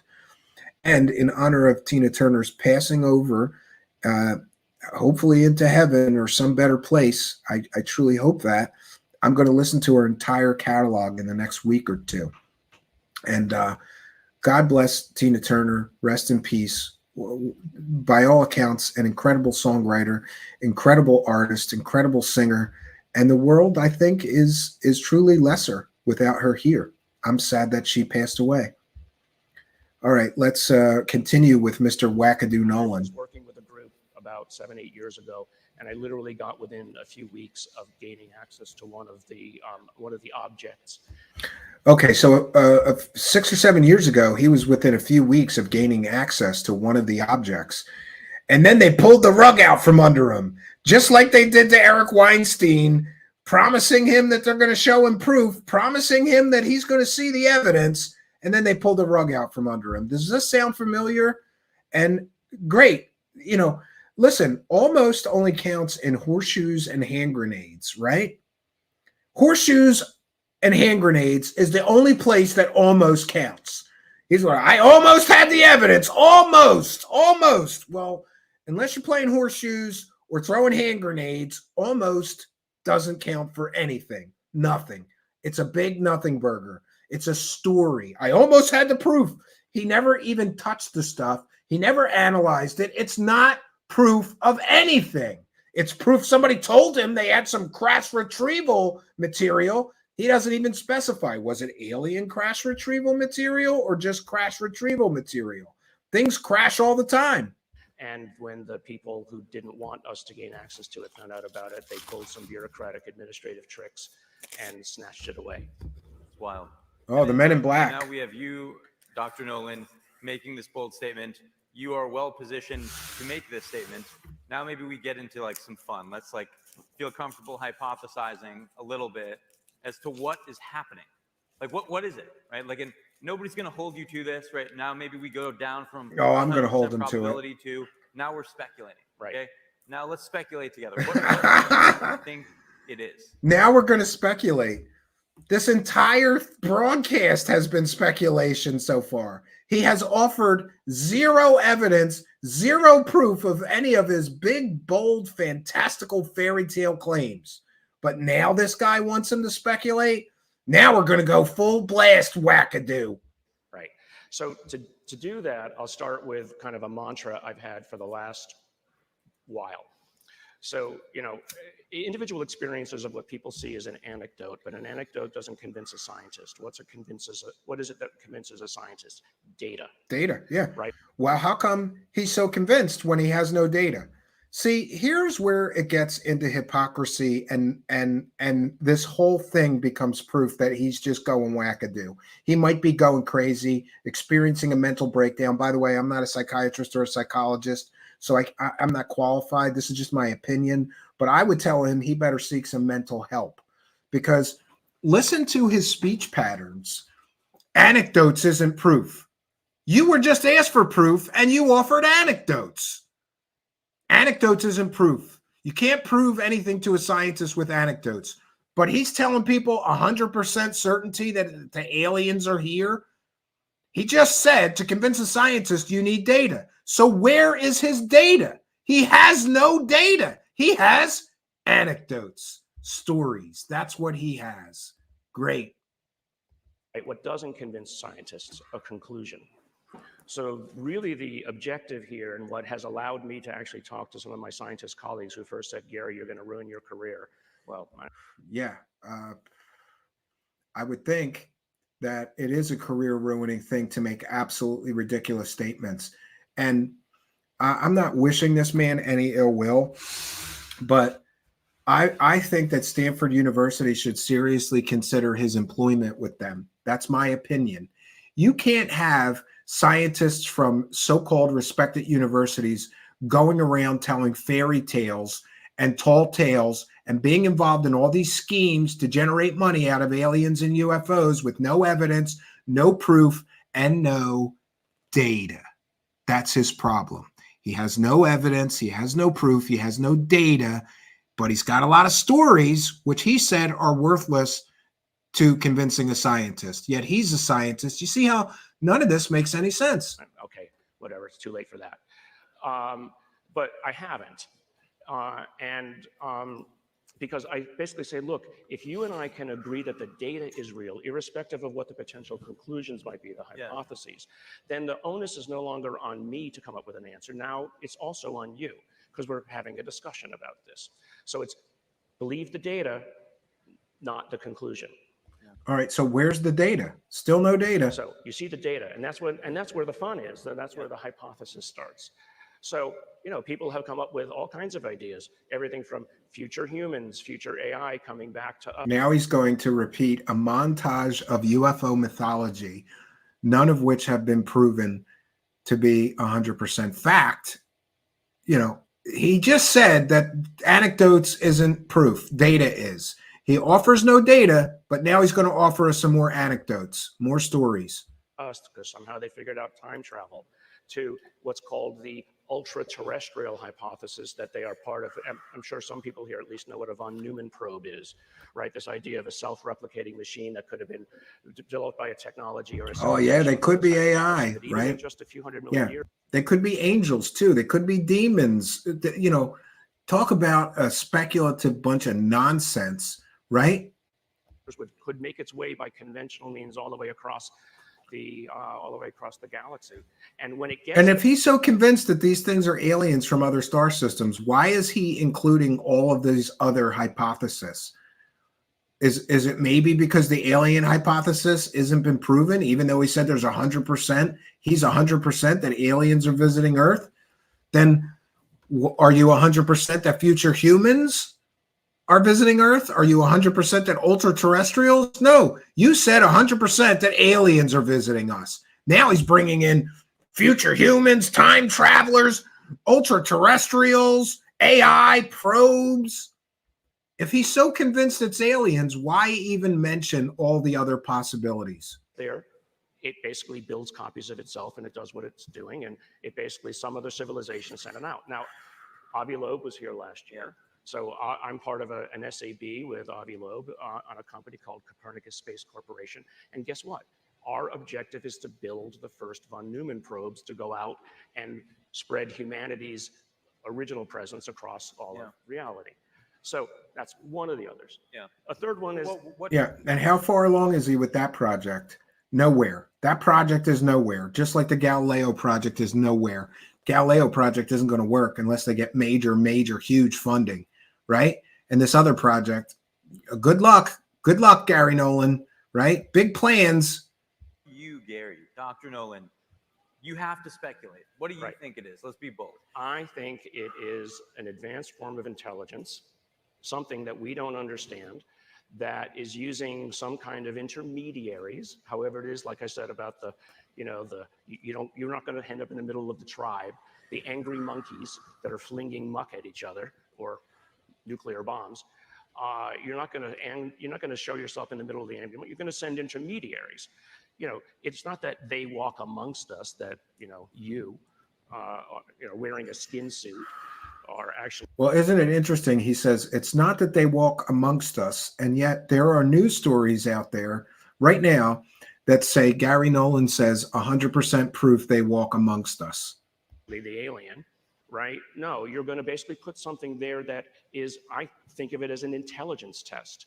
Can you see what's in front of you for what it really is? Yeah. Can you see the anomalous data point that is there that you realize what it is? I mean, when the South American native tribes first saw the Spanish ships coming across the oh boy, more stories. Horizon, they didn't realize what it was. They couldn't see it for what it was.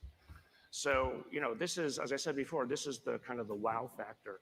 That they're showing up, they're saying, well, who amongst you are intelligent enough to realize what it is that you're looking for? Oh, at? so it's an intelligence test. test. On the White House lawn.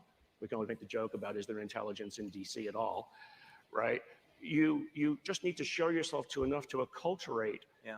Now, if you've been around for a long time, and this is something that I do think has been, they've been around for a long time, they are affecting our culture. It's actually often thought that many of the religions that we think of as the most important. Oh, you got to bring in ancient alien theory if you're going to go full wackadoo. So many tangents to go down. We have about 1 minute and 45 seconds. Wow. We've covered a lot, though. Mm-hmm. I think what you just said feels like it has strong parallels to religion, to what's happening with AI right now. That's interesting, Willowy 13. Like, we all are kind of saying something very, very similar here. Right. And I guess I'm curious, right, as we wrap this up, what happens next? Well, what happens next is, what you're actually seeing. What he's hoping happens next is, that he collects a lot of money for his new organization that's never going to provide proof of these fantastical claims. And that could be a problem for him if he's soliciting public investments. Of this, right? It's not just me. I have many now scientists with whom I'm working. Right, there's Ryan Graves, who was one of the pilots that saw some of the... Ryan Graves is not a scientist. He's a pilot. And he's a UFO profiteer. So why would you use him, for clout? Oh, I'm working with Ryan Graves. Yeah, a big UFO profiteer. Good for you. Some of the objects in those videos. He's got the American Institute of Aeronautics and Engineers, 50,000 strong organization. He's got a group. Yeah, he's collecting money too for UFO research. Isn't it great, right? Within them, as well as a 501c3 for civil aviation. Yeah. We've used, and I'm just going to be honest, we've used the threat. Oh, isn't it interesting? All the people he's hanging out with and mentioning are people who are collecting money off of UFOs. Avi Loeb. How many millions of dollars did Avi Loeb make from Oumuamua? And it turns out that was just a space rock, confirmed by a consensus of scientists now. That was nothing alien. It was just a regular old space rock floating through our solar system, right? And Avi Loeb is collecting all kinds of money for the Galileo project. He mentions Ryan Graves, who's collecting money for 2 separate organizations, plus collecting money left and right for a new podcast that took off like I've never seen a podcast take off. I don't think that's a coincidence. Probably all part of the CIA PSYOP. Narrative that these things are showing up repeatedly. I mean, this is today. They're showing up repeatedly around our ships. So I think and many of those things were proven that are showing up around our ships were proven to be drones and nothing alien, right? The objective has been to make it okay to talk about it. Yeah. Because oh, that's the objective. No, the objective is to collect as much money as possible. That's the objective. About it. We opened the apertures on the filters on the sensor systems. That's what partly led to the seeing of those Chinese balloons. I'm going to post it after broadcast tonight. I'm going to post this video tonight on our channel here, unmonetized, because they were only commercial free. Particular flight paths of things that look like. Yes, he does. So that's the next part. I'm frankly involved with the development of a 501c3 myself. We're calling it the Sol Foundation. Yeah, he's collecting money. Is to actually write policy papers for governments, and commercial enterprises to basically give them the opportunity to think about it. It's not that it's going to happen tomorrow. It's a slow release process, we think, but to basically give that opportunity. And then to develop, what I'm doing actually is developing novel kinds of materials analysis pipelines for basically analyzing the material which is in the public sphere or the semi-public sphere, but then also, frankly, as a goad and a lure to bring in those who do have the stuff behind the scenes so that they can say, oh, okay, because I want to see it published. Yeah. I don't want to see it behind the scenes anymore. Yeah, he wants to see information published about all of these so-called crash retrieval materials, most of which, or all of which so far, have turned out to be ordinary earthly materials. And finally, what you're seeing is that a lot of people who are within the intel communities as well are here it is, and they want to bring it out because they haven't been able to figure it out because the best minds aren't working on it. Yeah. The crazy scientists at Harvard, MIT, Yale, or wherever are basically not allowed in because maybe they do a little bit too much of this or other things, and they couldn't get a security clearance if they wanted to. Yeah. Well, I mean, I agree. I think that we need to destigmatize this narrative. We need to share this narrative more. Yeah, and Lou is right. I kind of missed it, I think, but he did say they're using the threat narrative. Yeah. He admits to formulating the threat narrative, the UFO threat narrative from the CIA people at TTSA. Broadly, yeah, which he was involved with. Minutes, Dr. Nolan, it looks like we were doing pretty well. People seem to like it. We're very lucky there. I'm curious, how can we accelerate this, right? Like, we want to get the brightest minds on. Yeah, he needs money. You want to accelerate all this? Go. You need money. Let's do it. I think you need to bring together, I mean, this is the part of this professionalization. Yeah. You need to bring together the right set of, basically, frankly, anthropologists and sociologists. How do we talk about the fact that we're not at the top of the intellectual food chain, first of all? How do you deal with the religions? Every one of these religions is going to basically look to whatever that is and say, okay, well, what do they believe? Right? We know that the Vatican is involved. I mean, and I'm working with people who are working with the Vatican to basically them. They've already said, this is very arrogant. They've already said, well, of course they can be Christians. Of course they can have a Jesus. They can be saved. They have a soul. I mean, I think the opportunity is for that. It's now okay to talk about flares. Yes. Worthy of saving. Well, Dr. Nolan, I really appreciate you taking the time to have this conversation. I appreciate all of you coming on this journey with us. I hope you learned something new. I hope you're willing to question your beliefs just a little bit more, and maybe together we can understand reality. Yeah. There's something here. There is. Thank you, guys. Thank you. All right. That's it. We made it through Garry Nolan going full on wackadoo. Paragon Reason says, Lou Review, sup, man. I've enjoyed your content lately. Glad you're back. Interesting. Yeah. So I've got a little bit more to share with you if I can find it. Captain Ian sent me a Mr. Ian sent me a video earlier, and now it's going to be difficult for me to find. So please bear with me for a moment if you're just joining us.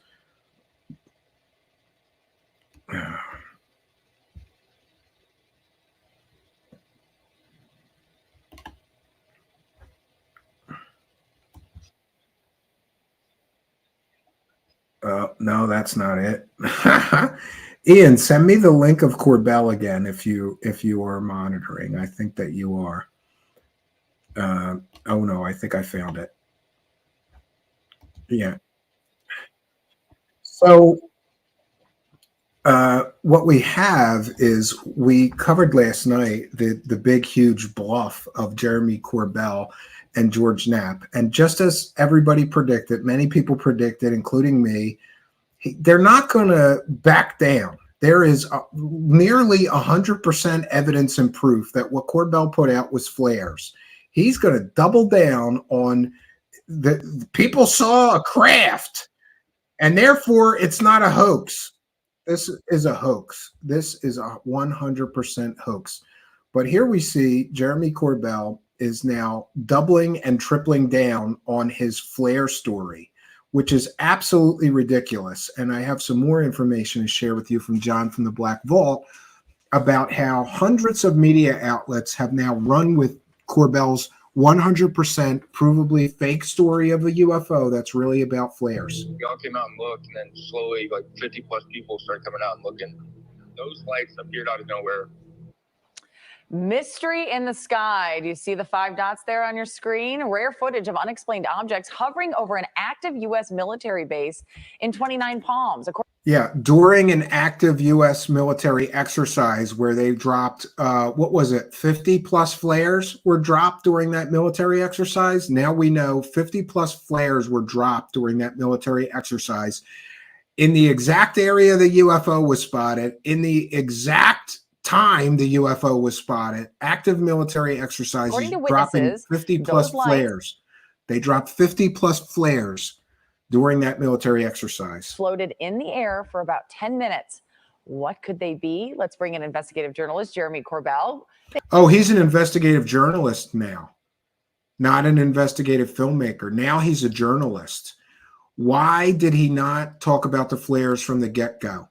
Why did he push this story claiming that he and his team worked on it for 2 years and they didn't, let's be clear, they did not let people know that at the exact time people were seeing this so-called UFO, there was active military exercises dropping flares at the exact time in the exact area. And Mick West busted this out the wazoo, and the Black Vault busted this out the wazoo. But now we're going to see the clown show. The clown show is Corbell trying to salvage this fake story. It's a fake story. It's not a UFO. It's flares. And by the way, I, for one, believe that every time somebody interviews this clown, let's be clear, it's the Clown Corbell show. It's the Corbell Clown show.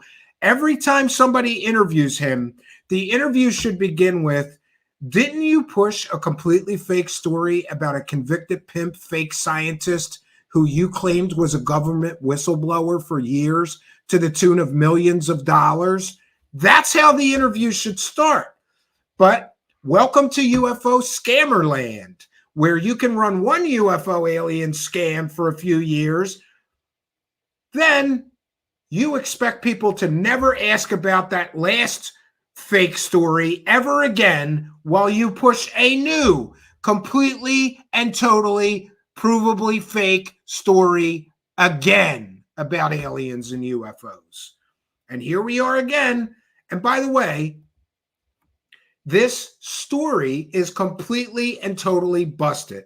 See Mick West's analysis of it. See John from the Black Vault's analysis from it. See Paranormal Chris's Twitter, who found the military exercises, who completely busted that the whole story is goddamn flares.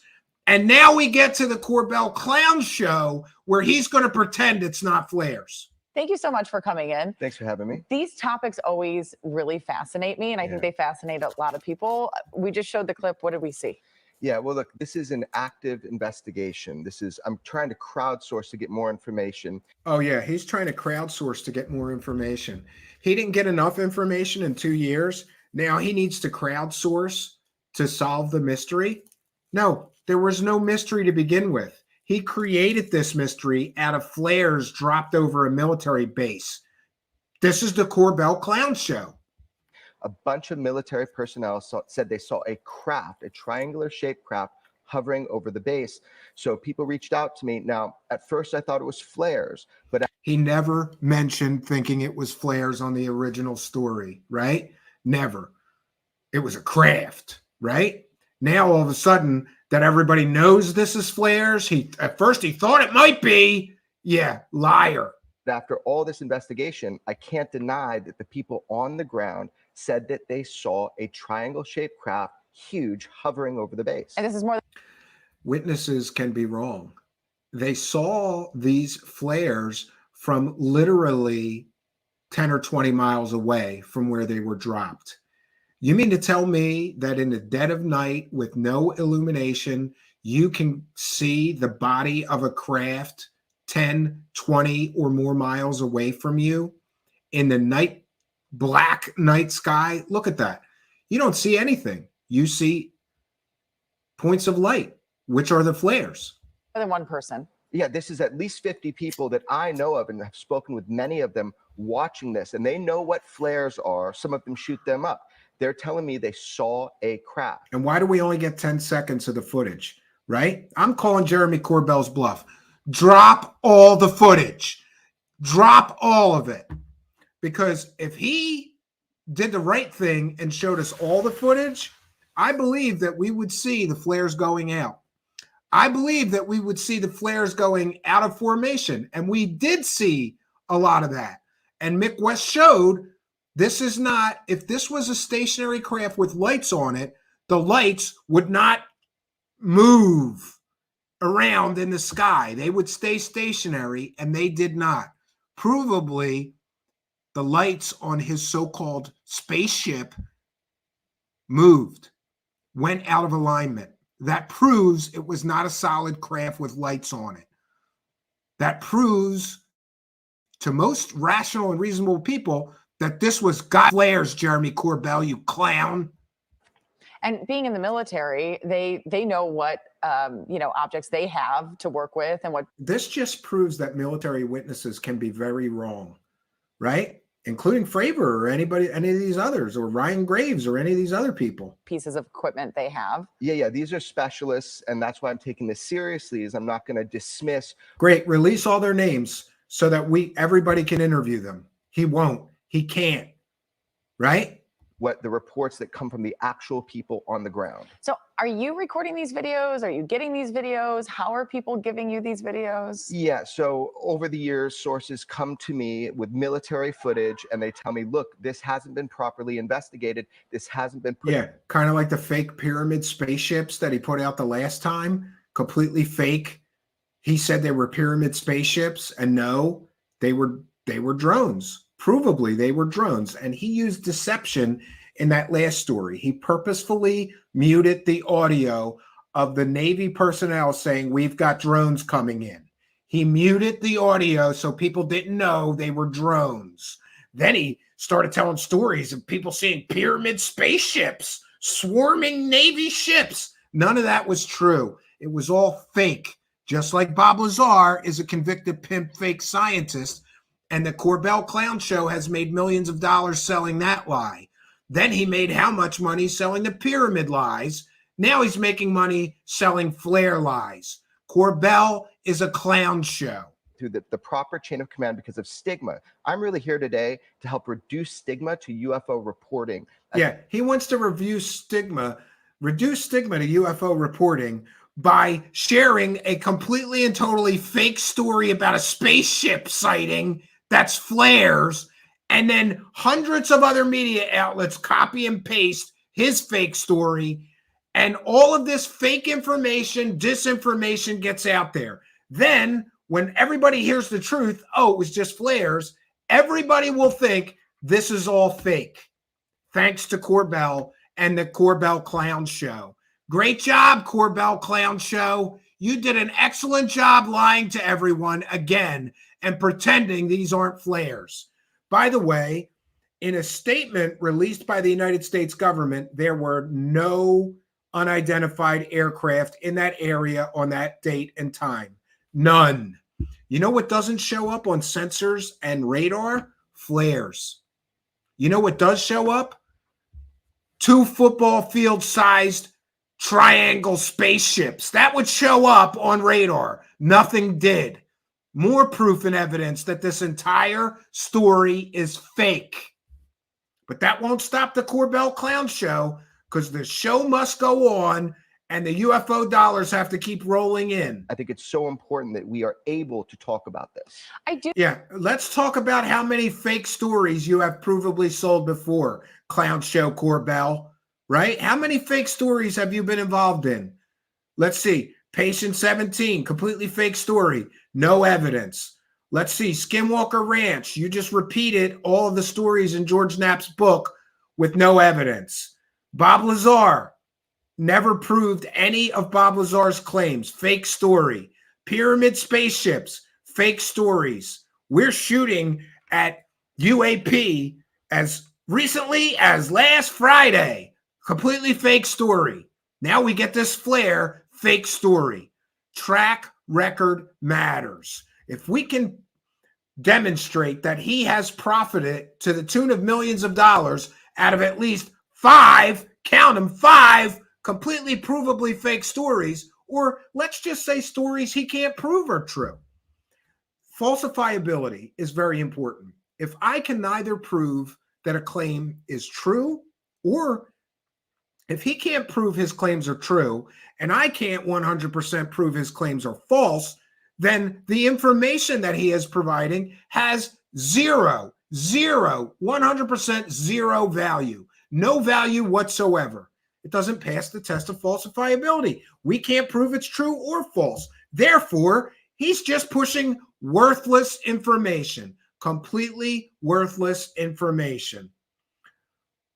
Let's go on with the Clown Show, see what else he has to say. I do think it's getting better. I think there are people out there who have said, well, look, it doesn't seem like, you know, with as big as the universe is and all. Yeah, and people are saying that this shot shows a craft. You could see an outline of a craft.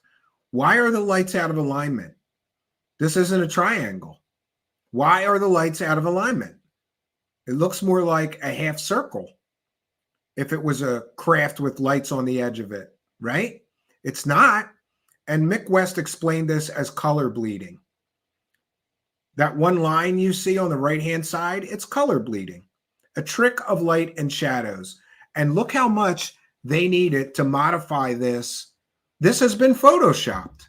This image has clearly been photoshopped. And if he's photoshopping the image to sell a story, manipulating the data, the story is not true if you have to manipulate the data to this extent. It's just another deception. The same way he deceptively edited those pyramid UFO videos. They weren't pyramids. It was a camera artifact that created the illusion of triangles and pyramids. This image, which he put out, has been heavily photoshopped.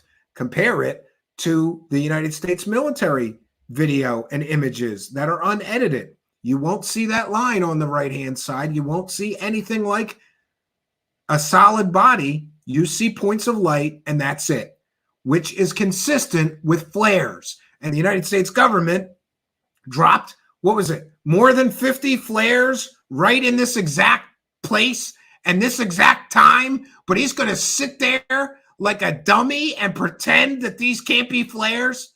He is a liar, a deceiver, a manipulator, and he is trying to profit from stupid people. And if you want to be one of them, be my guest, but stay out of my inbox with your complaints. Let him address the evidence that these are flares. He won't. He'll just obfuscate, manipulate, use some misdirection. Don't look at the flare explanation. Come over here to the it's aliens explanation. No, I don't think so. All of the galaxies that we would be alone. Right. Well, that's the issue. Our government certainly doesn't think that we're alone. They know there are craft of unknown origin that fly with impunity in our restricted airspace, and people are seeing them.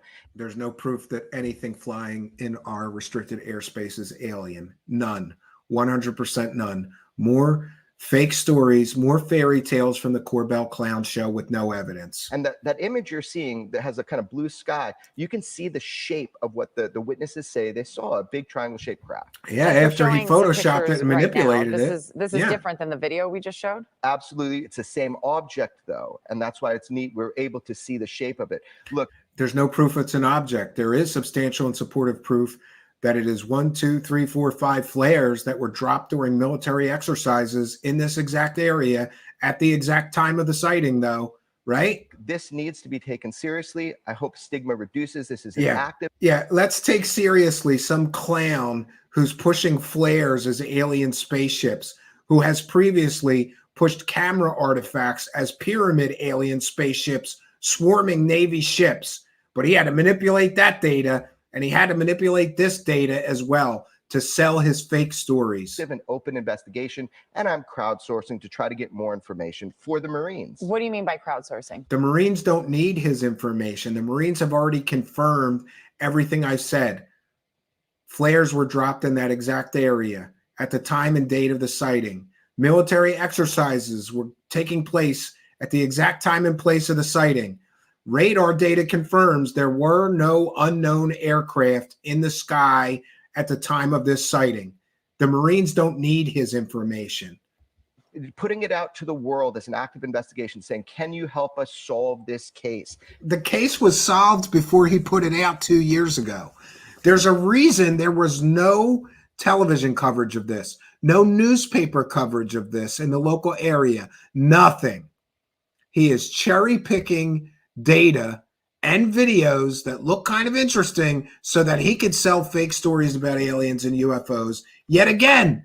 And we've been here before. He's done this at least 5 times now. Can we have this dialogue rationally? Are you getting interest? Are you getting people who are contacting you about that? I'm being blown up right now for more and more people that saw this and say they saw the body of a craft. Has social media helped you? Okay, so some people believe they saw a body of the craft. That's not proof that there was a body of the craft. You have to provide evidence, Corbell Clown Show, not stories. Are we seeing a theme here? Everybody's got stories. Nobody has evidence. Isn't that interesting? Isn't that funny?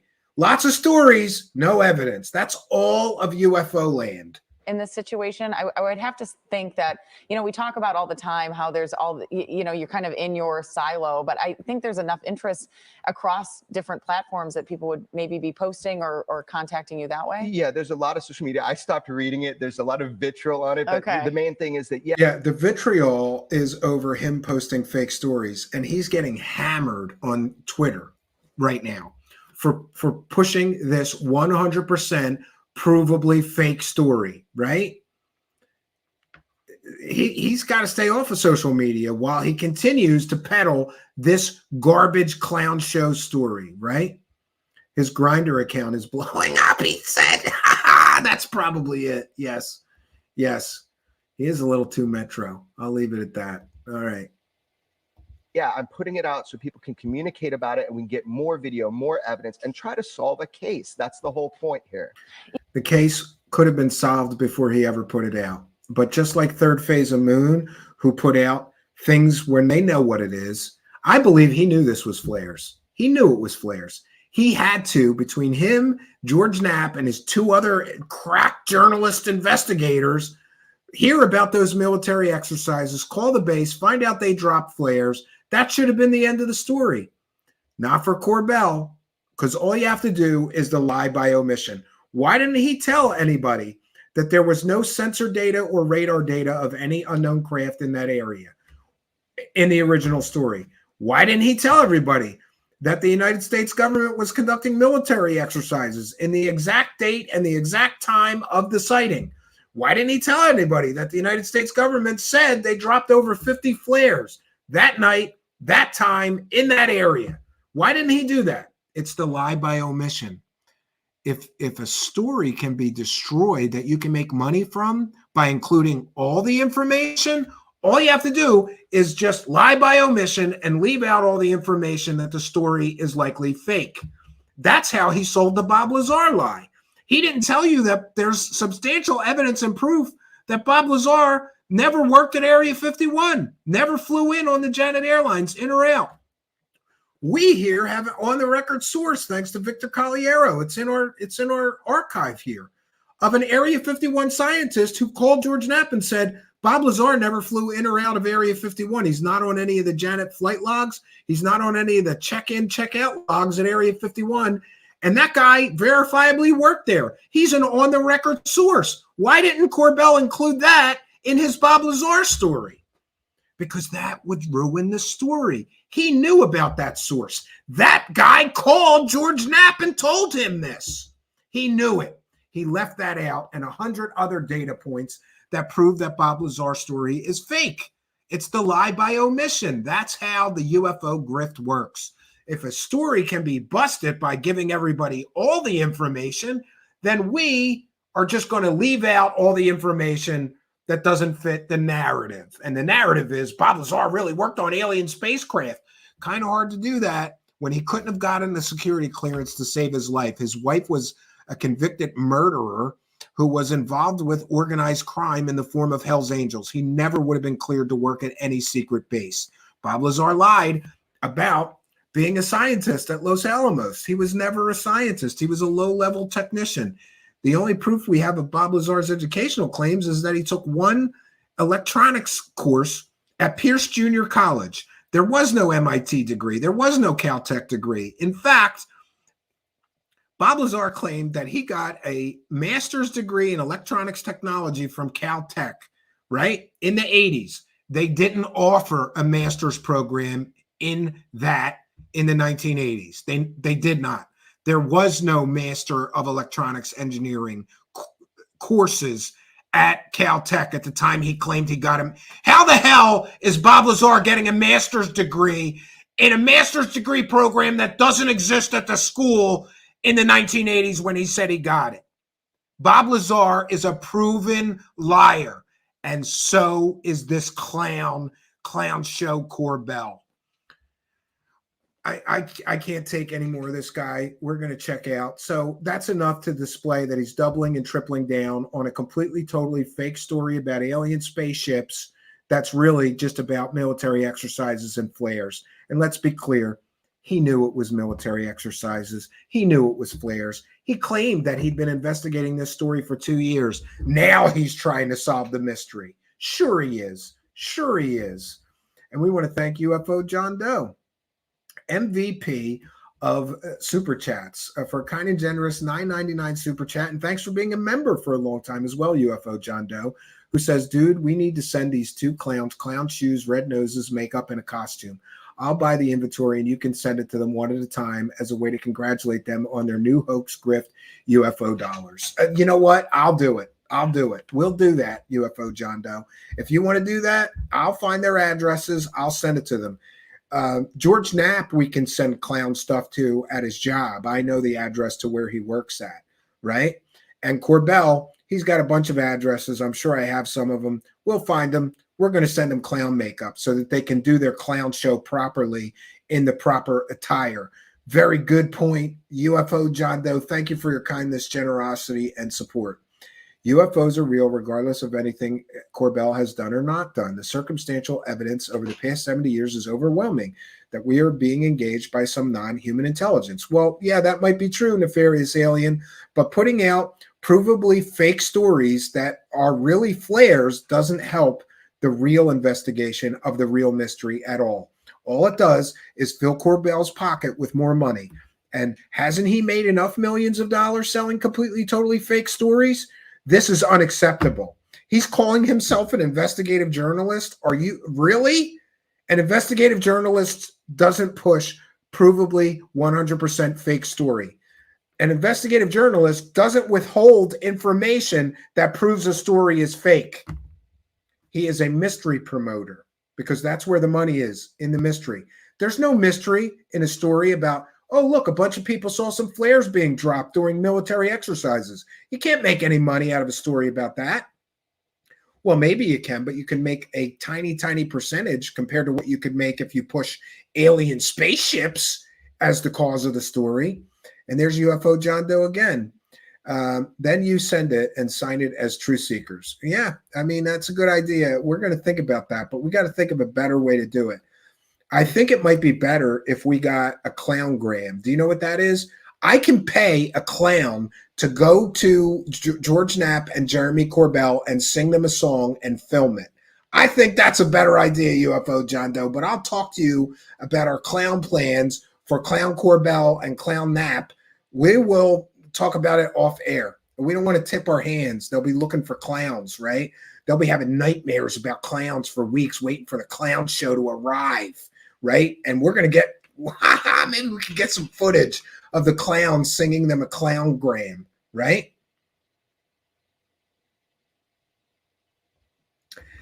Yeah, I'm considering that, Kimmy, because I don't like him having an attack vector, right? I have to think about that, right? Spooky says, check messages. And I hate when you have to do that. I got to send Spooky the Get My Attention Fund, right? 1 second.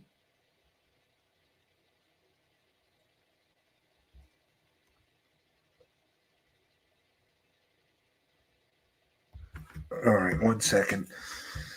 Thank you, Spooky. But I'm going to have to do this in an incognito, right? I'm going to have to look at this as in an incognito window because somebody has me blocked. Why is this? Of course, my computer starts screwing up now. Spooky, you can put that. Can you put that in the Discord or something? I don't know why.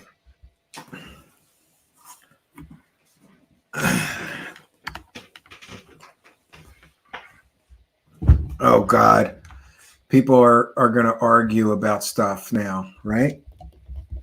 Oh, wait a minute. I know what's going on. My keyboard is sticking or something because I can't copy and paste the link. Now I got it. Don't worry about it, Spooky. I got it.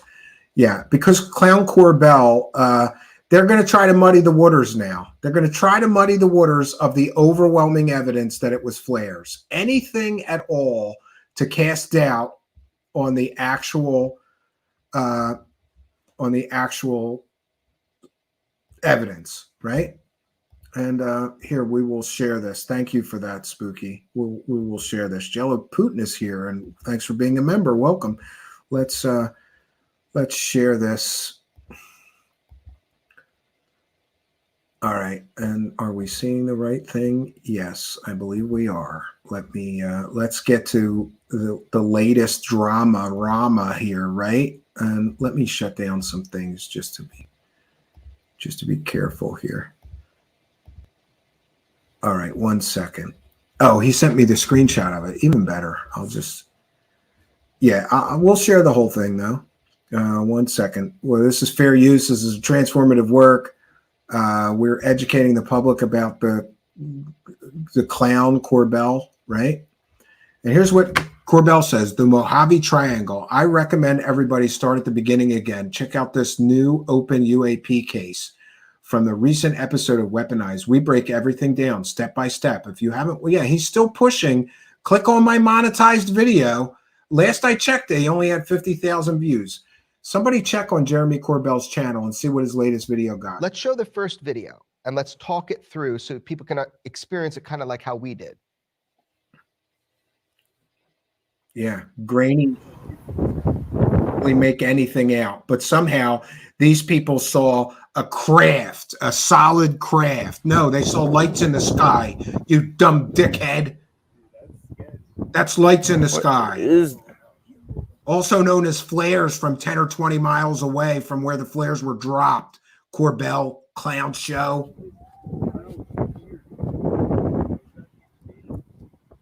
So that was the first clip that I saw. And in the timeline of the event, because I have so many videos and images now, there's a sense. He has so many images and videos. Why doesn't he show us all of them? I believe it's because some of those videos will show those flares flaring out. He won't show us all the data.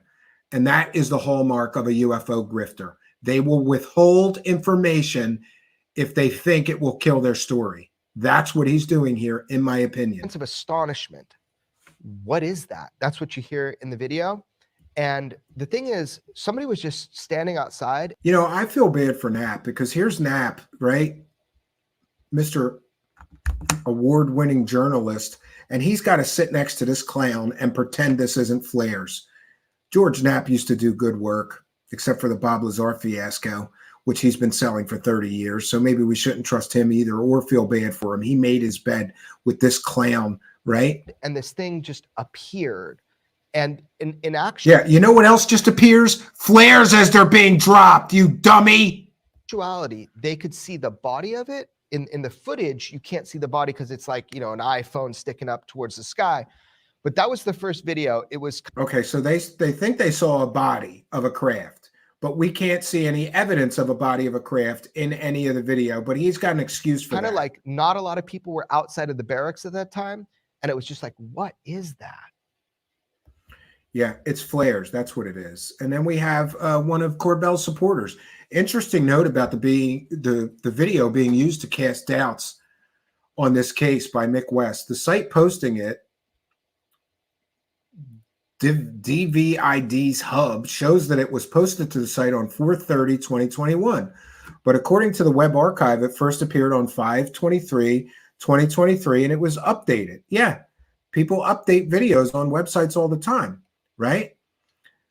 So how did Mick West happen to come across a video with altered metadata within hours of it appearing online and right after your broadcast? I think somebody owes us an explanation for how they came across this suspiciously convenient flare evidence.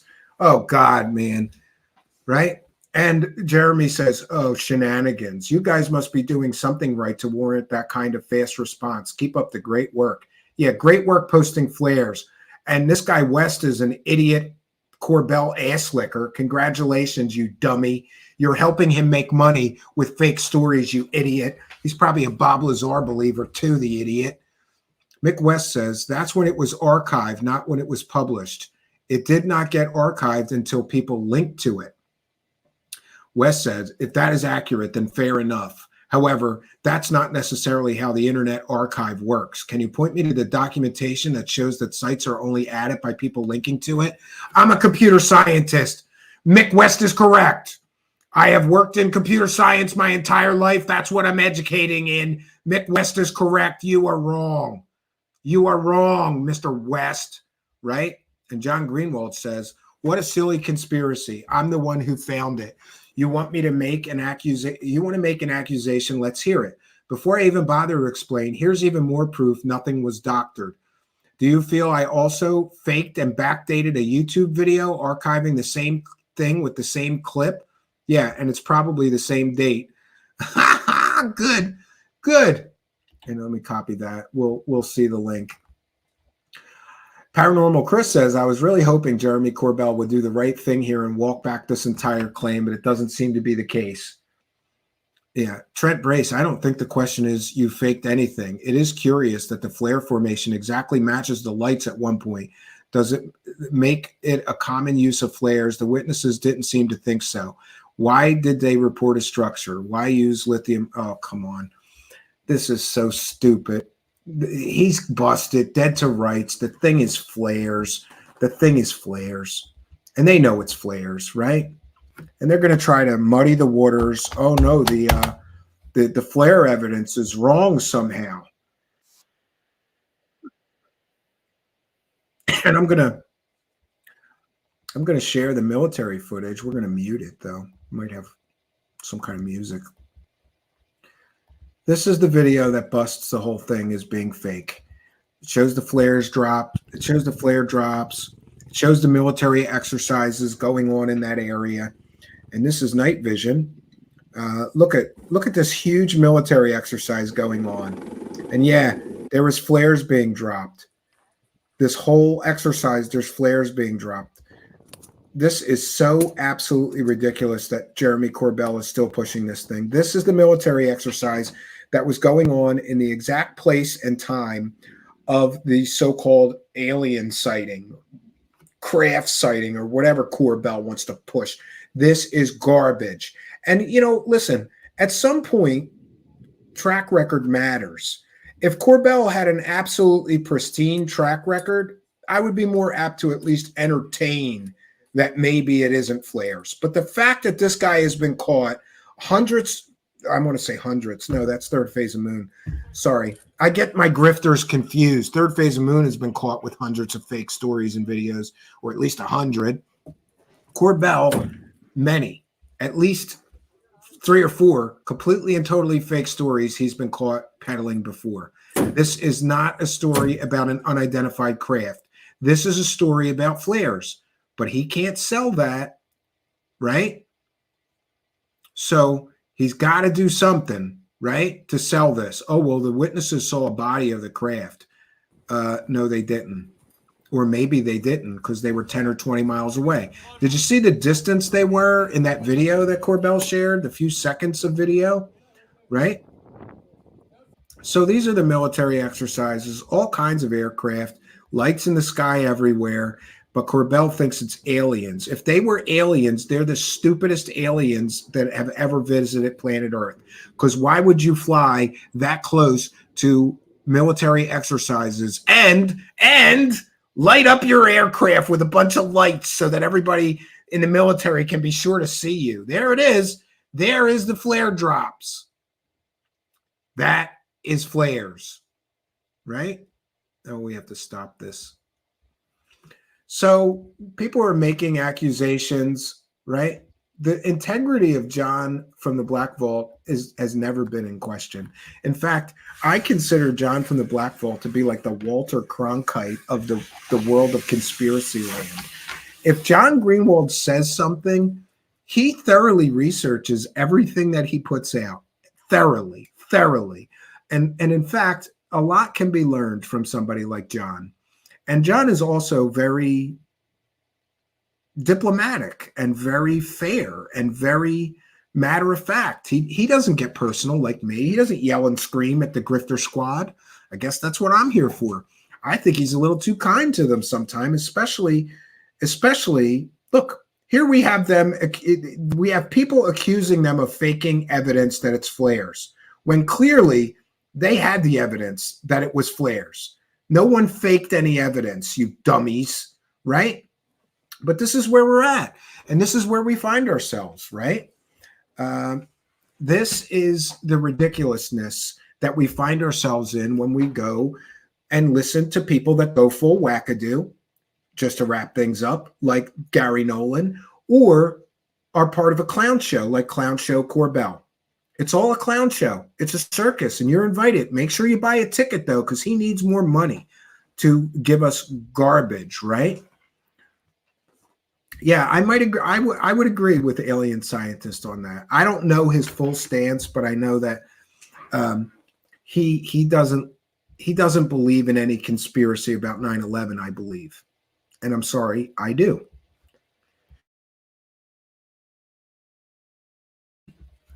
But by and large, his work is excellent, and I can agree to disagree with him on a few things that he may have gotten wrong, right?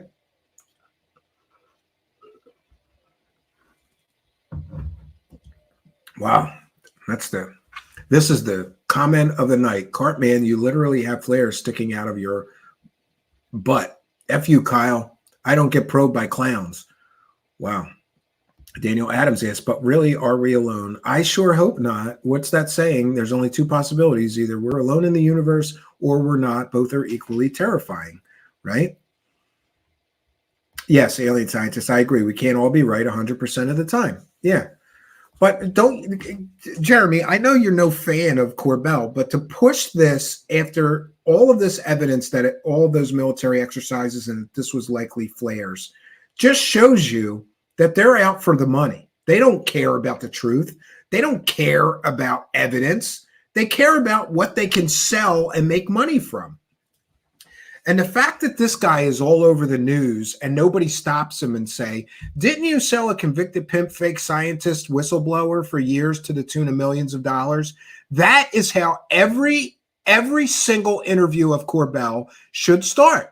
You don't start with the latest scam he's got going with fake nonsense, not evidence. You don't start with the latest scam. You go through the history of all the scams that Corbell has been involved in, all of the fake, provably fake stories he has pushed for money. You go through them all. Then you get to the latest claim. That would be the fair thing to do, because someone's track record of pushing provably fake stories is relevant to the discussion of new, possibly provably fake stories. That's my opinion, and I'm entitled to it. He's got a history of selling fake stories. That's relevant. All right, so we are going to... Charles Rowland, you made me laugh, but I don't even want to mention the clown on my show. I was going to do a whole video, a whole live show on the latest third phase of Moon hoax. And wait till you see what I have to show you about how quickly they could have identified their so-called UFO, which was a hoax, the latest, one of the latest they put out. 35 seconds. That's how quickly they could have went to flightradar24.com and identified that thing as a high-altitude balloon. They put it out and claimed it was the clearest UFO footage of 2023. Might have been clear footage, but it wasn't a UFO. It was only a UFO to idiots or hoaxers. So I am going to make a video, but I don't want to do an entire live show about third phase of fake and grift on. So what we're going to do is a pre-produced video that I'll put out on Friday. And I'm going to show you that third phase of Moon. And by the way, Richie Grifton is now going after Corbell, saying he could have identified this as flares. Well, Mr. Hypocrite, third phase of Moon could have identified that high-altitude balloon as a high-altitude balloon in 35 seconds. I timed myself. I'm putting it in my video. I identified third phase of Moon's latest so-called clearest UFO footage as a high-altitude balloon in 35 seconds on flightradar24.com. Once you know the date and location, an approximate time of the sighting, you just go to Flight 24. You put in that information, boom, up pops a balloon right on the map. It's a balloon. Why did they put that out then?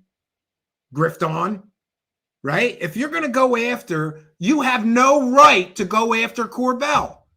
You have absolutely no right to go after anyone for not doing enough work on a fake story when third phase of Moon just put out a similar fake story.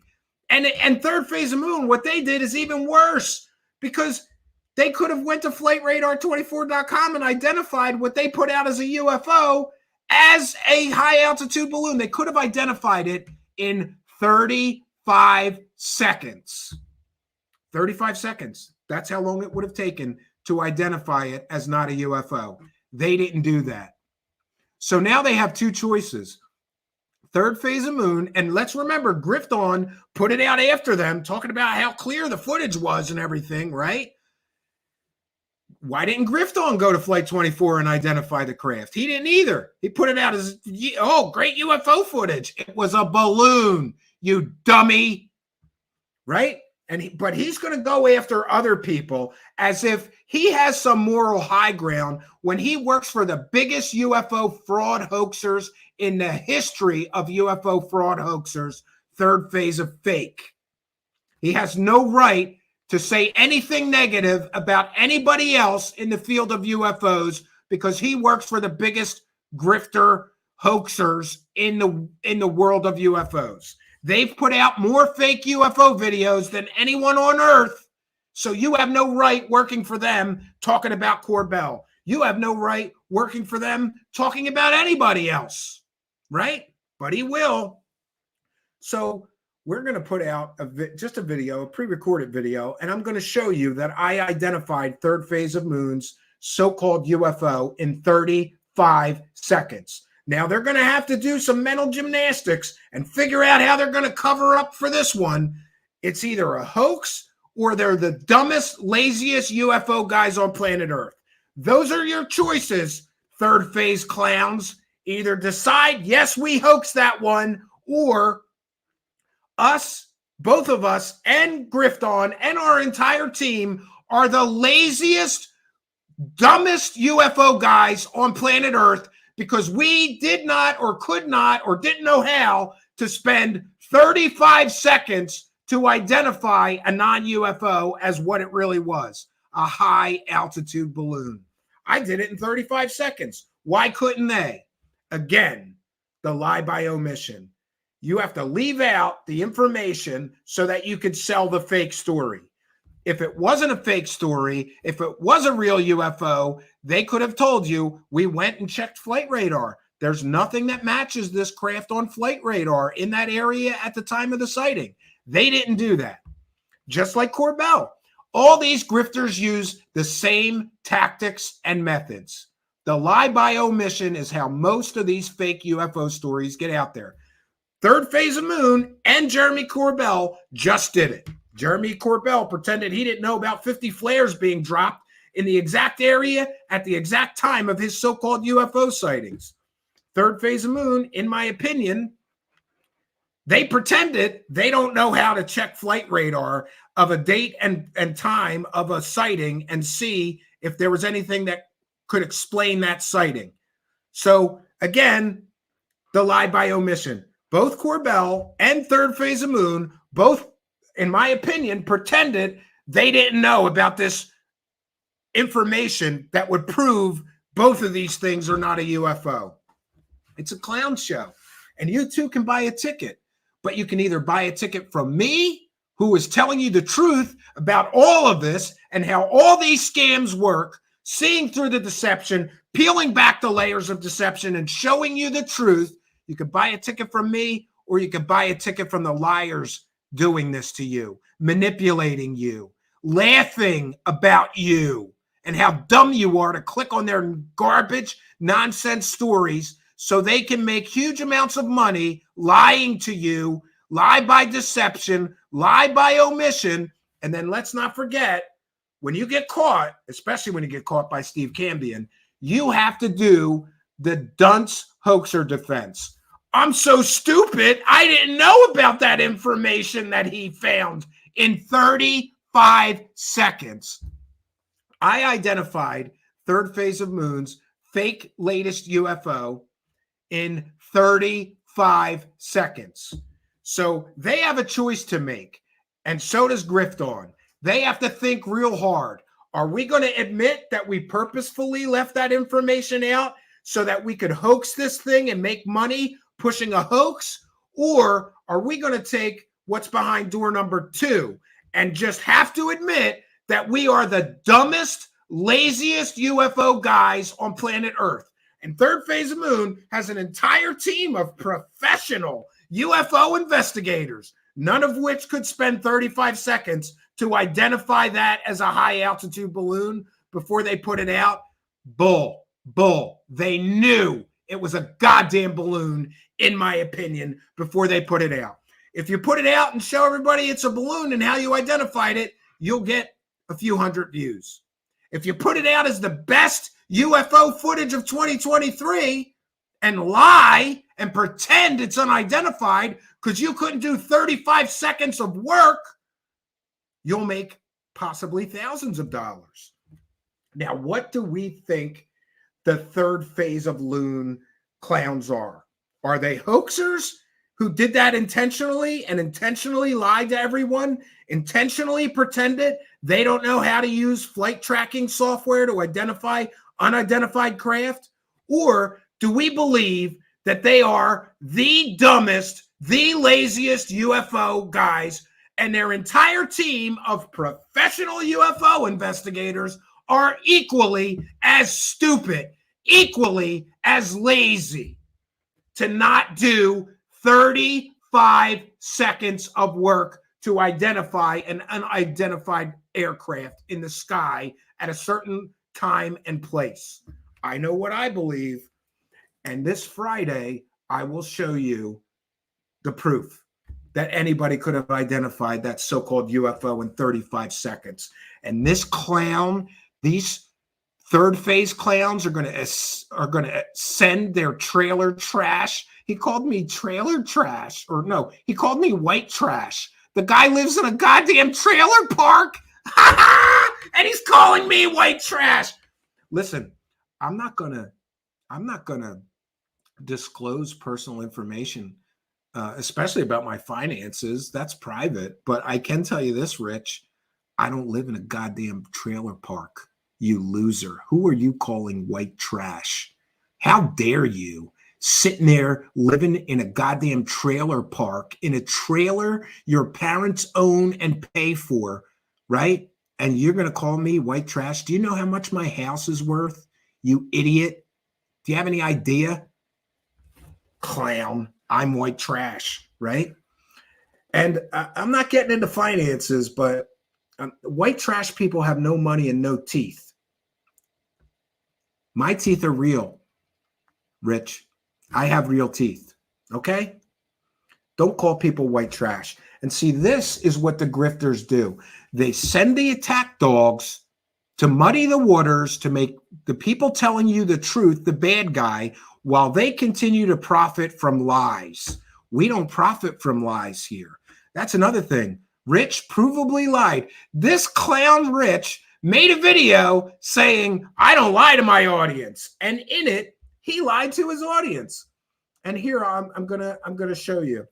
I'm gonna give you a taste of the video for Friday, because I think this is important. Only Rich could be stupid enough. Maybe he is the dumbest UFO guy, the laziest UFO guy, right? Only Rich would be stupid enough to do this. The guy makes a video saying, I don't lie to my audience. I never have lied to my audience. And in it, he provably lied to his audience again. We got you again. Again, you prick. We got it again. You lied to your audience again. Remember, I made a video about how that guy lied to his audience provably 50 times. And then in some kind of idiot response, this dummy, this super genius of the millennium says, I'm going to make this video and tell my audience that I don't lie to my audience. And in that same video, he lies to his audience again. And it's a provable lie. It's a terrible lie designed to damage my reputation and make people think that I'm some kind of bad person and that I get, sued constantly for defamation because I lie in my debunks. There's no proof of that. There's no evidence of that. So here we have it. This is great. Richie Grifton makes a video saying that essentially I'm wrong when I say he lies to his audience constantly. He makes a video saying he never lies to his audience. And in that video, he 100% provably lied to his audience in that video.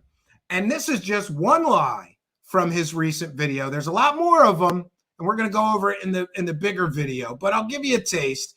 In his video where he's telling his audience, I never lied to my audience. I would never lie to my audience. He provably 100% lied to his audience again. And here's a quote. This is what he said. And by the way, Rich, don't be a weasel.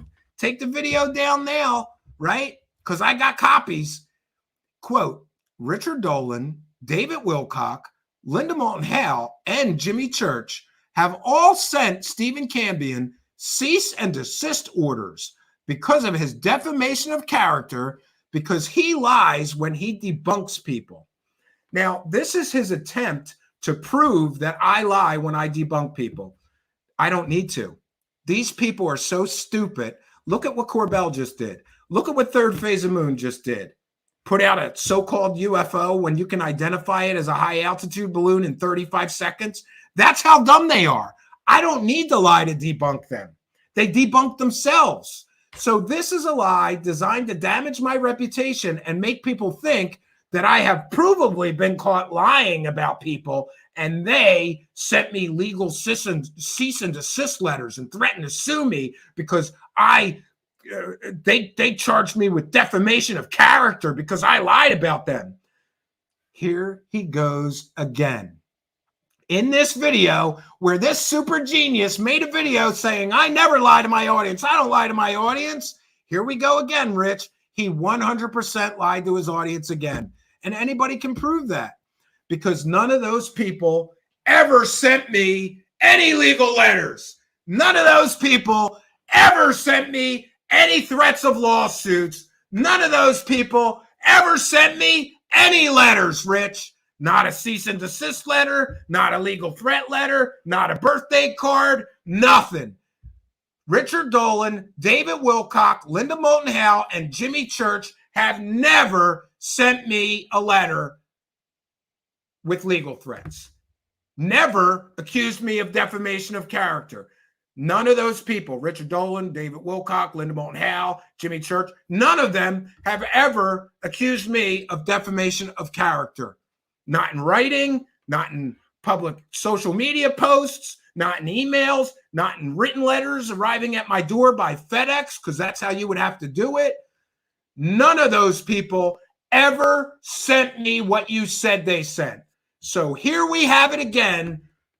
Richie Grifton in a video claiming he never lies to his audience, 100% provably just lied to his audience again. He proves my point. He proves my point. And what's my point? My point is he lies to his audience constantly. And here's another one.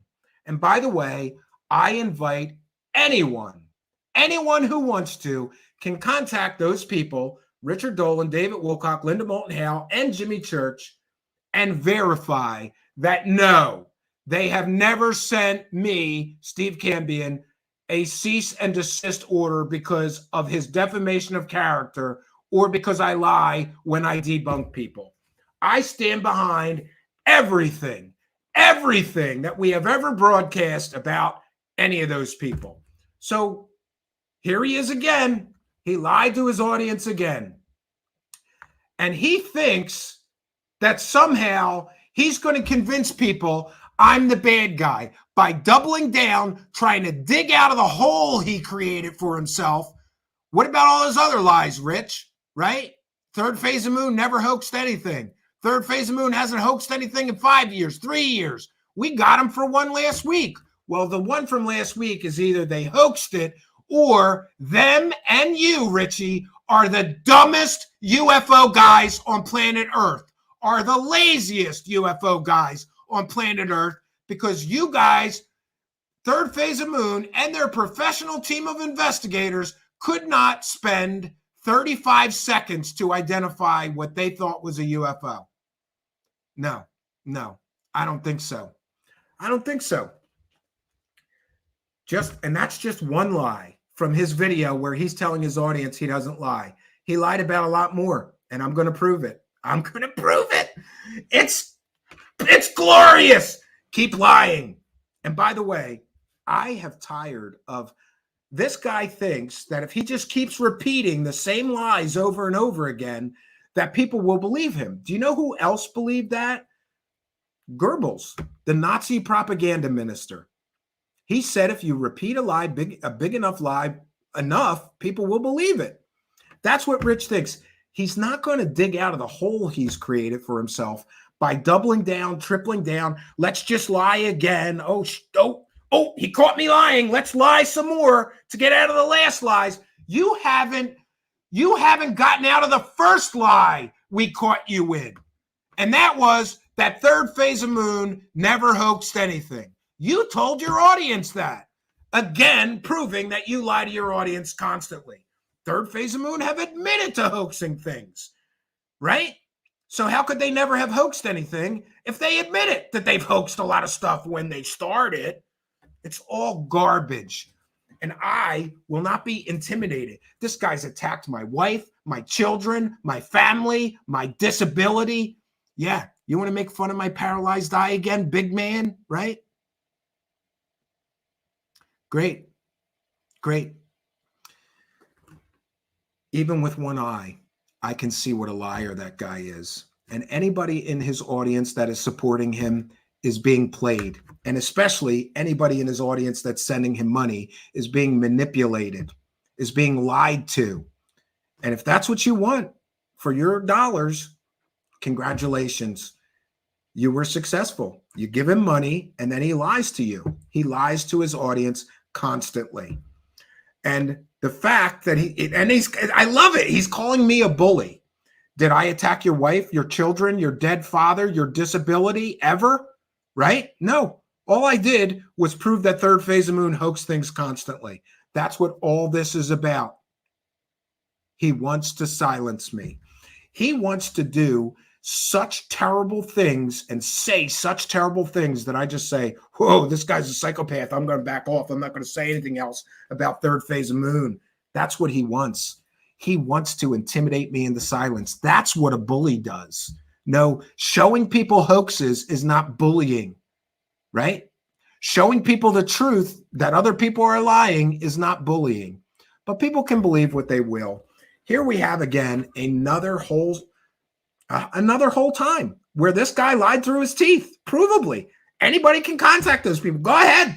They never sent me anything, Rich. I don't know where you're getting. He must be just making this stuff up. Where does he get this stuff from? He also told people I met my wife in a strip club. Never happened. Never happened. And by the way, we're still friendly with the person that introduced us. I can bring her here and she can tell the story of how she brought my wife to my house for a dinner party. That's where I met my wife. Why are you lying about my wife to your audience? Why are you lying about my children, my dead father? Why are you making fun of my disability? You bitter, angry, jealous little man, right? That sounds like the actions of a bully. Revealing hoaxes is not the actions of a bully. Making fun of people's wives, lying about people's family, children, wives, fathers, making fun of their disability. That's what a bully does. And let's not forget all the other people that he's had problems with, right? So are we supposed to believe everybody else is wrong and he's right, right? The guy who gets caught lying constantly. Only super genius of the millennium, Richie Grifton, could make a video saying, I never lie to my audience and get caught again. 100% provably lying to his audience. But stay tuned for Friday. Tomorrow night, I got another great live show for you, and we'll be returning 9 p.m. Eastern Standard Time. And we will be, it's going to be another fun show. What can I say? I am feeling empowered and on fire lately, and I'm not going to be stopped by some guy in my rearview mirror. We busted you out the wazoo. And until you address the lies we caught you in a year ago, I'm not going to talk about your new lies. I'm going to inform people, though. And by the way, we have a wonderful new method. In the future, when this guy lies about me, we have an AI that we're just going to plug a script into, make a video, and put it out there. I'm not going to waste time on that clown, that provable liar who's sitting in a trailer is it in his mom's backyard or some trailer park? I don't know. Who's calling people white trash while he's living in a trailer park, right? I love it. Keep it up. Keep it up, dummy. Keep digging that hole, you dummy. Dumbest UFO guy ever, right? I told him when he started this, he was not smart enough to do this with me. I've had some really talented, intelligent enemies who decided to make an enemy of me. He is not one of them. He is the dumbest guy who ever. And then he's telling people, this is war. The only war is Rich at war with himself, at war with his own inability to admit when he was wrong and just tell the truth and move on. That's who he's at war with. He's not at war with me. He never will be. He's not qualified to go to war with me, right? And you don't want to turn that on with me, dummy. You don't want to do that. And that's where we're at. And that's where we find ourselves. So we've got another live show tomorrow night, 9 p.m. Eastern Standard Time. We've got another video. I'm going to pre-record it because I don't want to waste a good live show on the hoaxer crew, Third Phase of Moon, and their UFO experts. I don't want to waste an entire live show on them. They're not worth it. They're a joke, right? No credibility whatsoever, right? But good luck. Good luck trying to dig out of that hole, right? Every time he lies, he gets a little deeper in and a little deeper in and a little deeper in. And somehow he hasn't realized that every time he lies, the hole gets deeper. He's not digging himself out of a hole built on lies with more lies. But best of luck to you, bro. Best of luck to you. So we have done our due diligence, and we will be back tomorrow night, 9 p.m. Eastern Standard Time. In the meantime, I will be working on that video, which will drop sometime on Friday. Haven't decided when. It depends on how long it takes. I got a new editing rig. I've got all the pieces. Just got to edit it together. It's going to be a great video, proving once again that Third Phase of Moon are one of two things. Either they are hoaxers or they are the dumbest, laziest UFO guys on planet Earth. And so is their entire team, including Richie Grifton. So that's what we got for you tonight, friends. I want to thank each and every one of you for joining us. Oh, that reminds me, we have to always remember to call out the PayPal pledgers. Besides the super chats and becoming a Patreon supporter, and by the way, for those people who are throwing shade, I didn't play the how to support us bumpers, right? Great. So we have Sweet Caroline with a kind and generous $40 PayPal pledge. And is there a message? I don't think there's a message. No message, but Sweet Caroline is the MVP of PayPal pledges. We thank Sweet Caroline for her kindness, generosity, and support. Wow. And we have a message from Anthony who says, "Hi, Stephen. This is Anthony. Just an FYI, for the past 3 or 4 weeks, I have been unable to send you a super chat on YouTube. I get unable to send message error every time I try." Yeah, I'm sorry. Google that error message and super chat. Maybe that'll help you. But we thank you for the kind and generous $3 super chat. And we also, let me see here. We also want to thank Johnny5 for a kind and generous $75 PayPal pledge. Thank you for your kindness, generosity, and support of the show. And the message is, keep busting the grifters. Great. We'll do that. And thank you for your pledge of support. It means a lot to me, and it goes a long way. There's things we have to purchase, like software and computers and video editing software and other things and microphones, and all that goes in the till. A lot of you people already know this, but for the benefit of those that don't, I don't pay my house bills out of the show money. All that money just goes into an account, and if the show needs something, we have the funds for it, whether that's software or StreamYard software or paying Spreaker to distribute our podcast and all those things. It all comes out of the till. Unlike some people, I don't pay my bills or buy groceries out of super chats. Some people do, and I have no problem with people doing that unless they're lying to people while they're collecting those super chats, and you know who I mean. But it is what it is. So we have done our due diligence for this evening. We want to thank all of you kind and generous benefactors. And we want to certainly thank you Patreon supporters, you Twitch subscribers.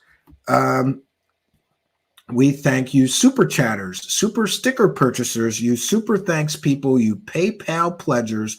We thank all of you for your kindness, generosity, and support.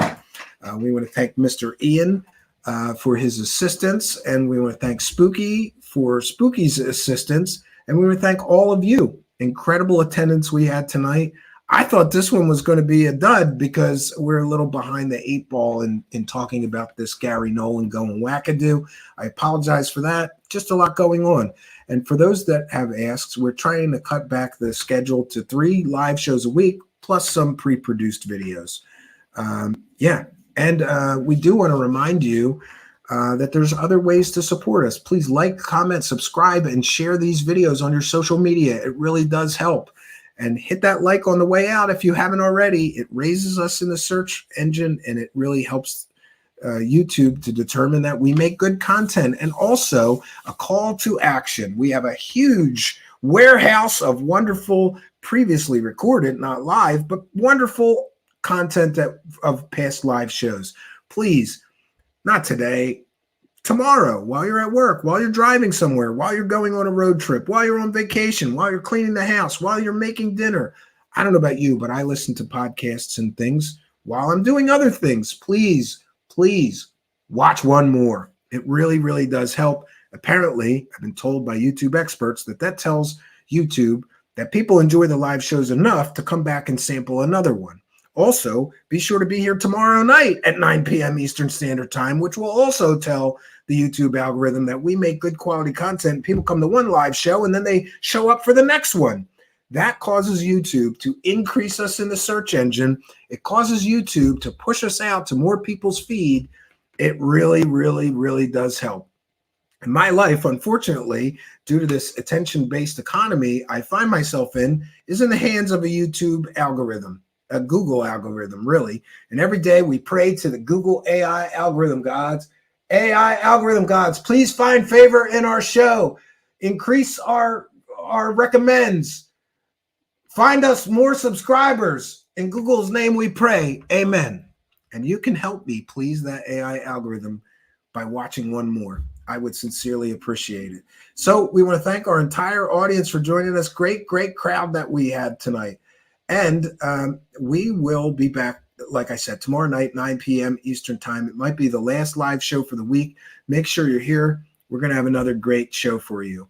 So that's all we got for you, friends. And but I would like to remind all of you that we've got some bigger projects coming up, and I want you all fully informed. So tomorrow night, I'm going to be making some announcements about some bigger projects. Make sure you're here. I can't thank you enough for being here. Every day I show up and there's a great audience. Thank you for being mine. So that's all I got for you, friends. The current state of music is always changing as we slowly embrace a full digital life revolution. Uploading acapellas, drum beats, and guitar riffs to the World Wide Web from one countryside to the next. It's an international love affair, and new music is our gift to the free world. Our freedom of expression is only limited by our creativity, so we stand together, and because of it, our voices are unlimited. We represent every corner of the world as we broadcast our message to every country, state, city, and town. Our supporters have expressed tremendous gratitude for taking the high road and giving them free music again to the world.